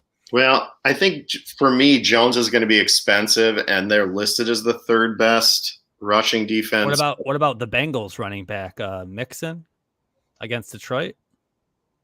No, he's got injury, and they're running Perine on the Bengals. So my fear with Mixon is that he may not be at full strength, and they may. That's fine. Yeah, I didn't know he was. Oh no! Here we go. Hold on. An update. The Bengals did not activate Samaje Perine from COVID-19, which means either they're going with one less running back, or that means Mixon is carrying the full workload, and he's expected to carry the full workload. It's questionable though. But he's questionable. Look at the top. See the red? Questionable. Yeah, no, I see that, but questionable doesn't mean shit in the NFL. They make that shit up. Well, hold on. The Bengals elevated Trayvon Williams from the practice squad with the expectation that he, not Chris Evans, will operate as the backup. Now, sneaky move would be to play this Trayvon Williams guy. Well, I'm trying to think. Well, that's a handcuff, but I'm trying to think of other teams to get you value for a running back. Well, no. Here's the reason why I say Trayvon Williams is interesting. If you guys don't think Joe Mixon is going to play, but Trayvon Williams now is, no one's going to play him. But I'm going back to the matchup, though. I'm going back to the matchup. If you're liking the matchup, why don't you like Trayvon Williams? No, what I mean is Detroit good at stopping the run, firstly. And then mixing What plays. about paying a ton of money for Eckler? But they're I not mean, gonna he's- stop Chargers. Yeah, he's I don't going like against. Eckler. I don't like Eckler. I don't because- either. But he's You're- going you're- against the 27th ranked team Run against the defense. rush. Yeah. Right, but we're playing Lamar Jackson and Mark Andrews. I'm hoping Lamar Jackson Right. and Mark Andrews are trailing, and that means they scored a bunch of points early, but with the pass. Eckler's more of a, you think the Chargers are going to take over and they're just going to stuff the But run. Eckler catches the ball too. That's why it's good in That's the PPR leagues. That's why you could get away with it. Honestly, you run it back with Eckler, that's fine. You got to run it back with somebody. So we're saying Eckler's the star of the game, not Mike Williams. What about not- I know you're right, Ben. You're right. what about Melvin? What about Melvin Gordon in the Broncos game? I like the other Wisconsin guy who sat next to my daughter in astronomy class at the University of Wisconsin, Jonathan Taylor for Indianapolis. He's averaging 15 points a game. Jonathan Taylor was a beast against Baltimore. I think Jonathan Taylor, if I'm gonna go with my Wisconsin roots, I'm gonna pick JT. He's not a bad pick. He looked great last week. He's going against the 19th ranked middle of the pack Who are they playing? Houston defense. And Houston Houston's Texans are holding playing on by a string. They honestly, they've been overachieving. So I love Jonathan Taylor. It's sneaky. He'll be low owned and he's mid tier. We're taking him. Yeah. He Next running back. looked great last week. I don't want to do another running back. Let's pick now. Let's pick a receiver. Devontae Adams. Just kidding. So are we gonna if we're not gonna take Eckler, I suggest we have to take a Charger. We have to. Well, Keenan Allen, Mike Williams is supposed to play. Keenan Allen. Mike Williams is expected to play, like you said. Keenan Allen might be expensive because he's like the top Keenan target. Allen 6,400. Mike Williams is 8,100. Or do we go low key and we hope that whoever the third receiver is, which I guess is Guyton, do we play a very cheap Guyton and hope Williams and Allen just have mediocre games and Guyton himself can? If Guyton catches a touchdown, the play pays off. It's that simple. Ben, it's Kismet. I've got the pick. You and I, you don't remember. I'm the one who sent it in, and you took it, and you did well at the beginning of the season. Lamb. Oh yeah, against the Patriots. CD. Well, a CD hotel in New England. I like it just because he's on my own fantasy team. That's fine. But we still need somebody from the Charger game because we don't want the Ravens to just run with this. We want a Charger to be scoring points to keep the Ravens to score points. That's why I said Cook at tight end, but okay. But this is why I'm almost forcing us to have a Charger because we're hoping Chargers are scoring points here to keep the Ravens to have to keep scoring points. So Williams is questionable. He's expected. Right. Yeah, I thought But he's expected to play. So the questionable tag might scare people away, but he's also expensive. If we put him in our lineup, we have 5,200 per player right now. If we put him in, Cooper Kupp, we fall to 4,300 per player. If we put someone like a Cooper Kupp in, we're at like 4,400 per player. Now, it's Mike Williams or it's Keenan Allen. I love a Keenan Allen play right here, guys. $6,400. He's healthy. Mike Williams, sure, he's going to play, but what if he re-injures something? Yeah, Keenan Allen makes sense. Yeah, he's the go-to guy. If you're going to go Chargers, that makes sense. All right, so let's throw in Keenan Allen. Now let's go back to running back. We're averaging 4,900 left per player, so we can't take these top-tier dudes anymore. We got to scroll down into the abyss. Who are the sleepers this weekend? Dillon for the Packers is going to be a sleeper. We got to go Dillon, little AJ Dillon, 4,900 exactly. That's our budget. We can do 4,900 per pick. Is he worth 4,900? So, for instance, we spend 5,200 on Mark Andrews, and he's going to get us hopefully 20 fantasy points. Now they're saying AJ Dillon only averages 8.1, but that's because he hasn't played. But you still got wiggle room if you want to take Aaron Jones. You could over budget on the second running back and then take a weaker flex play. So many people spent money on Aaron Jones a week ago, and AJ Dillon made them feel like absolute dog shit. However, but that was last week. That's last week. Does AJ Dillon keep doing it, or is this is when Aaron Jones gets 3 touchdowns from Aaron Rodgers? But Packer Jack was saying like the Bears still have a decent pass rush, but their running defense is crap. But on plays they do get home on Aaron Rodgers, he might dump it off for a screen, and Aaron Jones could take it for miles. So I don't know what to tell you. Yeah, but I think Dillon's going to get equal time. Well, 'Cause they're plus gonna- plus Dylan might eat up some plays at the goal line. If, you know what? A lot of people are going to shy away from AJ Dillon just because he did it last week, and they're going to assume he won't do it 2 weeks in a row. Packer Jack is Packer Jack. We're putting AJ Dillon in. All right, wide receiver. So we're going to get off this game for a second. Now, again, we're at 4,900, so we still got to dig into the abyss. Sleeper receivers. I love AJ Green for 4,900. I love AJ Green for 4,900, guys. What do you think? The Cardinals on the road in Cleveland. Spend 100 more and go with Kirk from Arizona. You like Kirk over AJ Green? AJ Green's getting old. Hey, here's a crazy thought. What? What about somebody who's just fallen off the radar but is due for a resurgent game in OBJ? He needs to get out of Cleveland. He needs to get out of Cleveland. No, but just What's for this. Beckham going for, though? Let's see. Who are they Beckham playing? is Who are the Browns playing? 5,100. Arizona. Oh, Arizona's defense is banging. I don't know. 23rd receiver defense. Though. Oh, okay. All right. You're liking Odell. Now, if we take Odell, we're going to be left with a flex spot. That means we're going to get a running back, a running back, or a receiver, or a tight end. Hey, if we take Beckham at 5,100, our budget is 4,700. You could spend a little extra and go with Ruggs on the Raiders. I don't hate AJ Green though. Didn't you bring that up, Ben? Yeah, I think I like AJ Green. I mean, I'm going through his game log. We save more money with AJ Green then.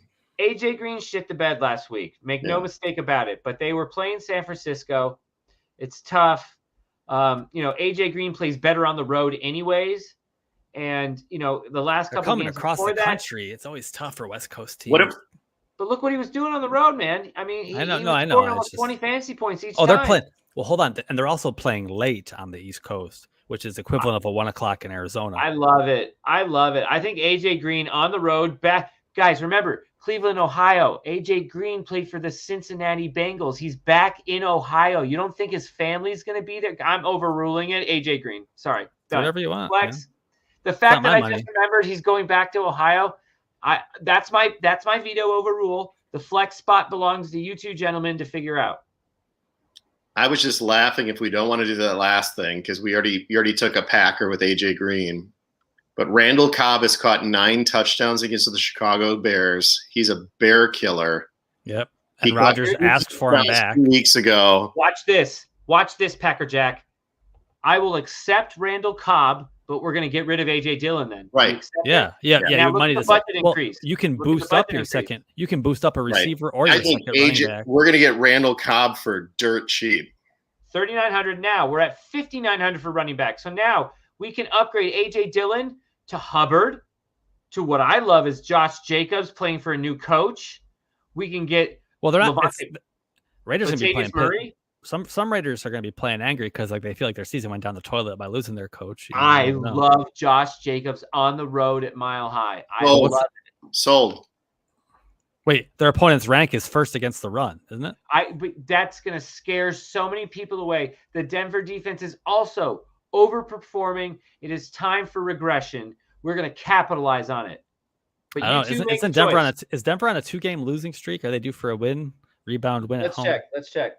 Hold on. They lost to the Steelers and they lost to are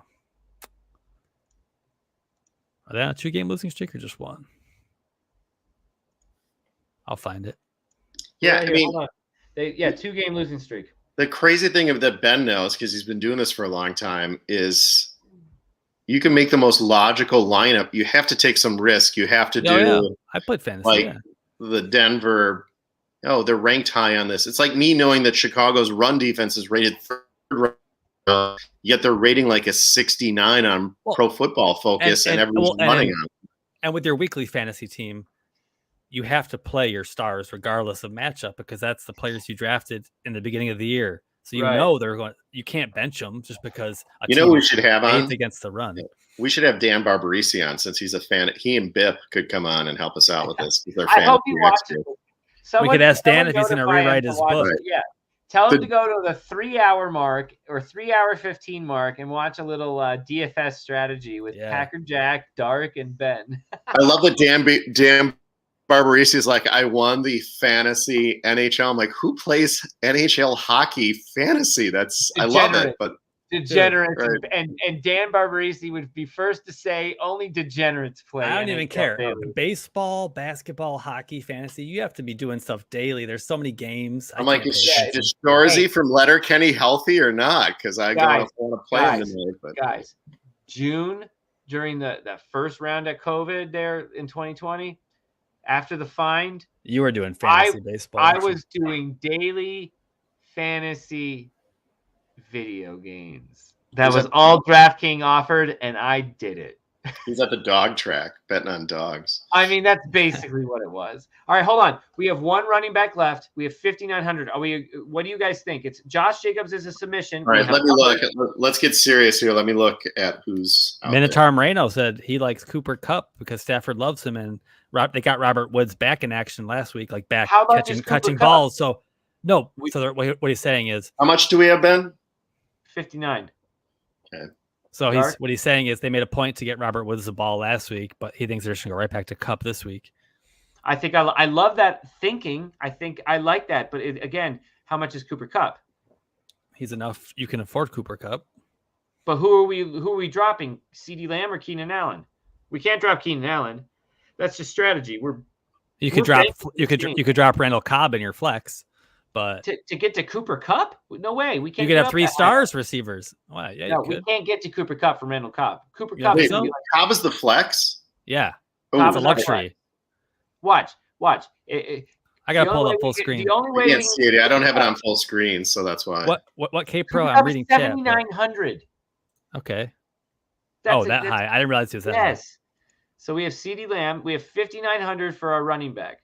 So we're in the category of like our Chubb Hubbard, Josh Jacobs, Latavius Murray. Now, what's interesting is hold on. This is interesting. Edwards-Helaire is out for this game. So if we go to Kansas City, now this may be too popular of a player. K-Pro, what are you saying? Darrell Williams here is 4,900, and he's gonna get the ball stuffed to him, and he's gonna play some football. And Kansas City needs to win. So I'm wondering if we put him in as a cheapie, we got $1,000. We can respend that $1,000 elsewhere. So you're trying to go with the handcuff option, right? Well, it's not even handcuff. It's a starter. Yeah, it's a starter. I know. Yeah, it's a starter. So you're trying. What if you put Randall Cobb in the wide receiver and move him into the flex? Right. Who? The running back. Oh. But then what wide receiver are we getting rid of? Oh, I'm sorry. I saw an empty spot there. So we've got Lamb. Lucky Digger wants to know what is Ben's screen name on DraftKings. K-Pro, what did I miss in chat? What did you say? See, it's right there. B-Napple. Yeah. No, I don't like Cobb as the flex. Well, Cobb is our flex because we have AJ Green, Keenan Allen, and CeeDee Lamb. Yeah. Our running backs were going to be our empty spot here. We already have Taylor. Yeah. Get rid of AJ Green and put in Cooper Kupp. Again, if I get rid of AJ Green and put in Cooper Kupp, we're going to have the money. A buttload. Okay, that's right. He was 79. Yeah, he's 7,900. I gotta get a beverage anyway and hit the restroom. But see how complicated this can get, though. No, I do. Yeah, I do this every week, man. It's great. Right? It's awesome. I like where we're at with our receivers, even with Cobb in the flex. Who cares what position? Even if Cobb is in the receiver's spot, who cares? Find a rookie quarterback, wet weather game, run the ball a lot. From my experience, you want receivers in the flex because DraftKings gives you a point per PPR reception. 1 point per reception. So you want a receiving running back or a receiver in the flex. Get Eckler in there somehow. We could upgrade Taylor to Eckler. We could probably do that. What if you No, Taylor for Indianapolis is a lock. I know you don't want to do this, but if this is just one of your 20 picks, what if you threw Dillon in that running back position? 2 Packers on your squad. Oh man. There's nothing wrong with 2 Packers, but we got $1,000 to spend, boys. We got to spend it somewhere. We can't take it with us. All right, I'm gonna hit the restroom. That's why I don't like that. In the fact that I'm joking. I'm joking. Yeah. I'd rather go back to 5,900. I don't mind getting a Josh Jacobs. I think we all liked Josh Jacobs going against the first place running defense. It's against the grain. Look what that lineup looks like. Lamar Jackson, That's good. I like it. Yeah, I mean, there's going to be thousands of entries of everybody that picks all the greenest 31st to 25th. Right. You've got to make a couple of people that are going to score choices against top-ranked defenses. I'm going ahead to do it. You know what? Yeah. Let's like for superstition, just alone. Like if we didn't do this and then it found the game is played and then they go back and look like, oh God, you would have won $1 million. No, I'm glad you're doing it tonight. The one thing I always wait is till 10:30 Central to see if anybody's ruled out or whatever. And I know you do that too, Ben. So I do. Yeah. I just thought this could be fun to do. I knew it was great. Half stream, but I was already ready to go to bed. But like I figured, hey, let's do a lineup together. Now I'm going to stay awake and go keep streaming for a minute here just till Dark gets back, and then we'll say goodnight. But I think it's a good spot to close it off. But it's fun. It's a lottery ticket that you can control. That's the way I look at it. Right. Yeah, and you don't have to play with major cash. It's like dollars here and there. I do some from time to time. Yeah. I've had weeks where I'll play with $500 through a bunch of lineups. I'll have 300 lineups because I'll do the 50-cent lineups. So I'll get a max that out with 150 lineups for $75. Then I'll do, a few of the $20 grand prize ones. And I'll do like 10 of those, but like that's $200. You know what I mean? Before you know it, you spend $500 in a weekend. You're like, oof, this is an expensive hobby. Because you think if you get, the more of those lineups you get in, the more permutations you're covering.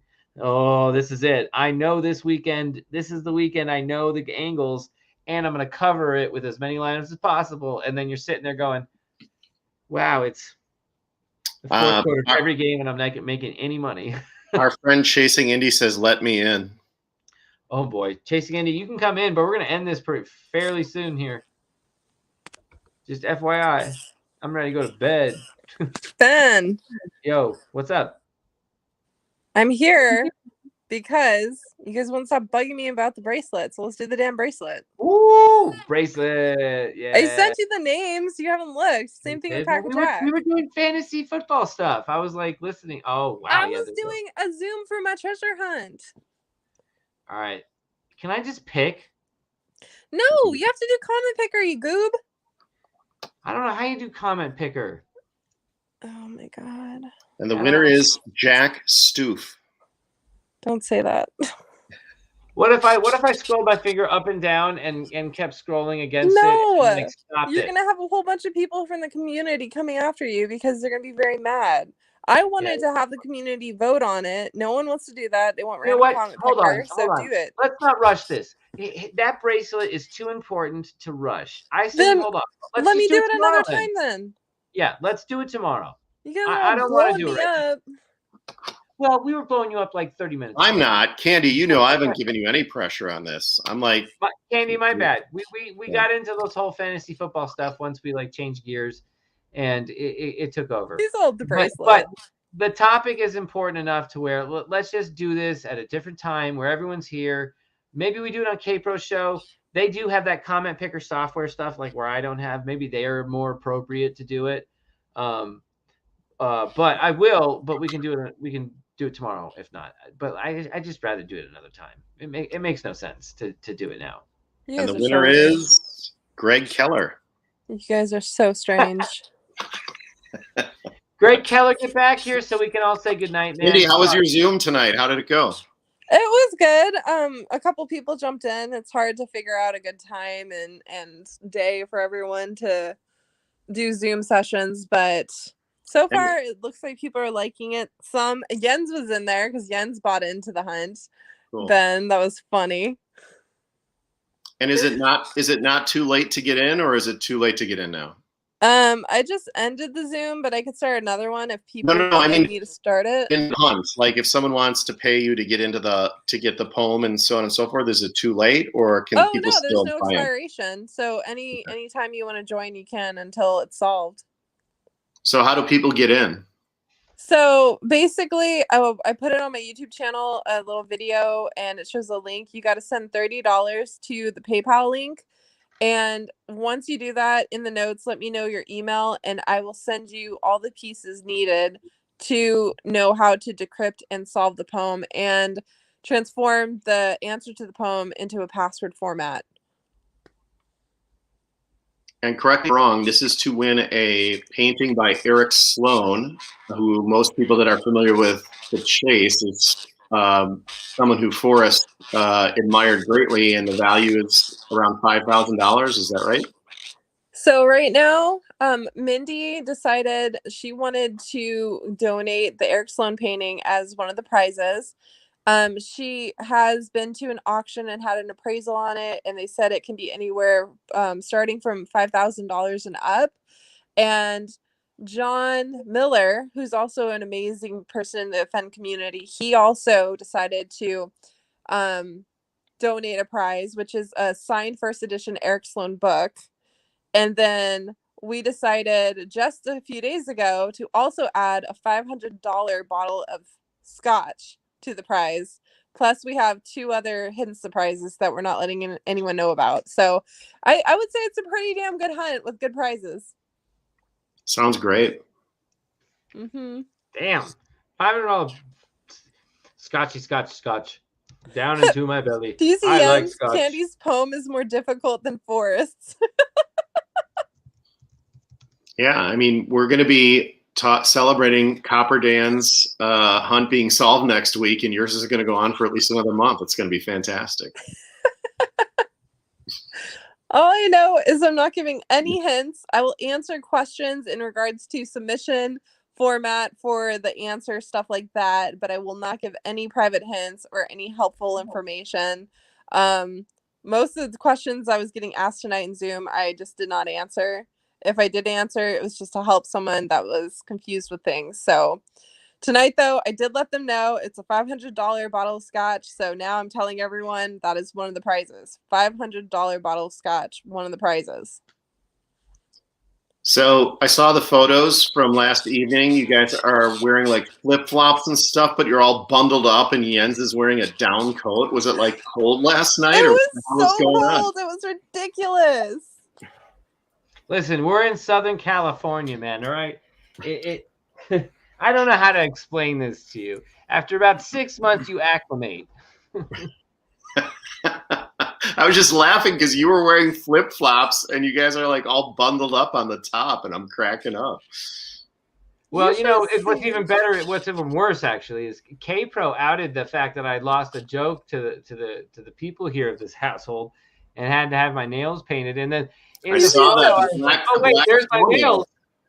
Yeah, I was like, oh shit. Well, K-Pro outed it anyway. I was like, keep it in the photo. It's fine. Let everybody see I it. sent that photo to Nick Spirit today, and the first thing he said was, "What the F? Ben paints his toenails?" Yeah, I know. It's like, oh shit. And I'm in socks, like I'm freezing, and I don't want to like put my thigh-high boots on. So I'm gonna go outside in my socks. It'll be fine. And then they of course have to take pictures of our feet. I'm like, really? I mean, it's just, we don't hold anything back, right? Oh, yeah, Ben. Do you want to bring up some of the questions that Jens was asking me in regards to a message to Jack? No, because that's just not how this works. We hold that back for the documentary. We actually we put it together. Like, so if they want to see what made you start crying, they'll wait to see what Jens and I put together. But you know, that's how this works, Candy. I wasn't talking about the crying part, but okay. I know. I switched gears to the crying part. See what I did there. See how smooth that transition was. Is Jens still in the chat? Actually, yeah. Let's do like a Jens Q&A. Does anybody have questions for Jens? Put it in the chat. I'll put it on screen. We'll see if Jens answers it. Does anyone want to be interviewed by Jens? Like, we're just see how smooth that was, Candy. We're just turning in the tables on Jens now. Ja, ich heiße John Limbach, wie kann man aus Milwaukee, Wisconsin? Oh, nine. You know what's sad? I'm part German. I can say I don't know any Zoom of Vol to Jens when he comes on. Baba Booey. What's Jens saying? Can you do that in German? Baba Booey. My favorite number in German is The Age I Now Am. And it was like 30 years ago as I was learning numbers, you know, start of 1, 2, 3, 4, 5, you know. It's 55, which I know, and 55 is 55. And if you say it very fast, it's 55. And to What me, the heck? Speaking of German, Packer Jack, here you go. Warsteiner. Dark, you look like you're in Oktoberfest. pain. Ausgezeichnet. Das einzig wahre. Un bitte. Un Bier bitte. Sehr gut. One beer, please. Prima. Packer Jack, danke, danke. The Treasure Warriors. Vielen Dank, Jens Esser, Herr Esser. Vielen Dank. Haha, sehr gut, Jack. Ja, sehr gut. Ja. What? You will not get the treasure, Indiana Jones. Indiana Jones. FBI, open up! You guys are ridiculous. I think it's time to say Ich bete as Jens. It's time to say Auf Wiedersehen. Auf Auf Wiedersehen. Wiedersehen. Yeah. Except this is, I wish I had the soundboard for, you know what, this is what we'll end it on. And I don't care if it kicks me off. This is what we're going to do. We're just going to, hold on. We're going to do this like this. We're going to see if this exists. We're going to type in YouTube. We're going to end it on a nice clip, okay? Oh no. Play the Dream Warriors, the theme song from Nightmare on Elm Street 3. Deutschland, Deutschland, über alles. Sorry, that was for Jens. I'm gonna jump off, you guys. Wait, you're missing the best part. Tickets, please. No ticket. Yeah, but we'll fast forward this a little bit. Guten Tag, Herr Jones. Guten Tag, Herr Jones. Wow. We're going in a place we should have never gone right now. It's one of my top 3 movies ever. Yeah, this is a great movie. Surely there's an Indiana Jones out there who's going to find my treasure. Vertigo said 9 Mile Hole anagrams too. In mine hole. In mine hole, yeah. That's the treasure in mine hole. He'll find it there. Hello, Dr. Jones. Yeah. Take the chest and go in peace. Anagrams to only the penitent man shall pass. All right. Here we go. Tickets, please. Boss.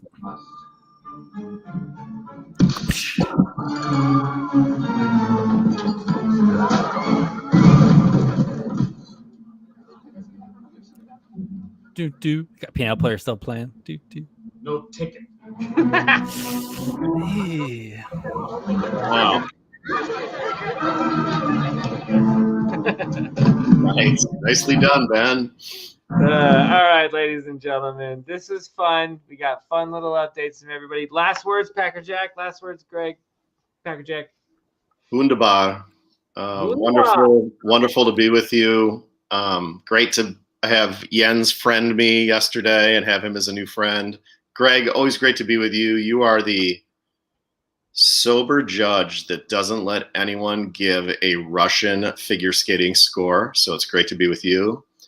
And Ben Napple, you're a superstar. It's great to hang out with you, man. Totally appreciate it. Ashley's phenomenal. And really happy that I've gotten to know you through all this. And I'll keep my commitment that if I hear anything new, I'll let you guys know. Appreciate it. Dark. Good night, everybody. A man of so many words. As usual. Dark. Appreciate it, man. Packer Jack, appreciate it. Everybody, thank you for putting up with me, even though we got probably an actual strike slap on the wrist tonight. But whatever. We have fun here, and that's what we do. So everybody, good night. Hopefully we get some trickle down tomorrow. See you tomorrow. Good Have night, fun watching football. Napple.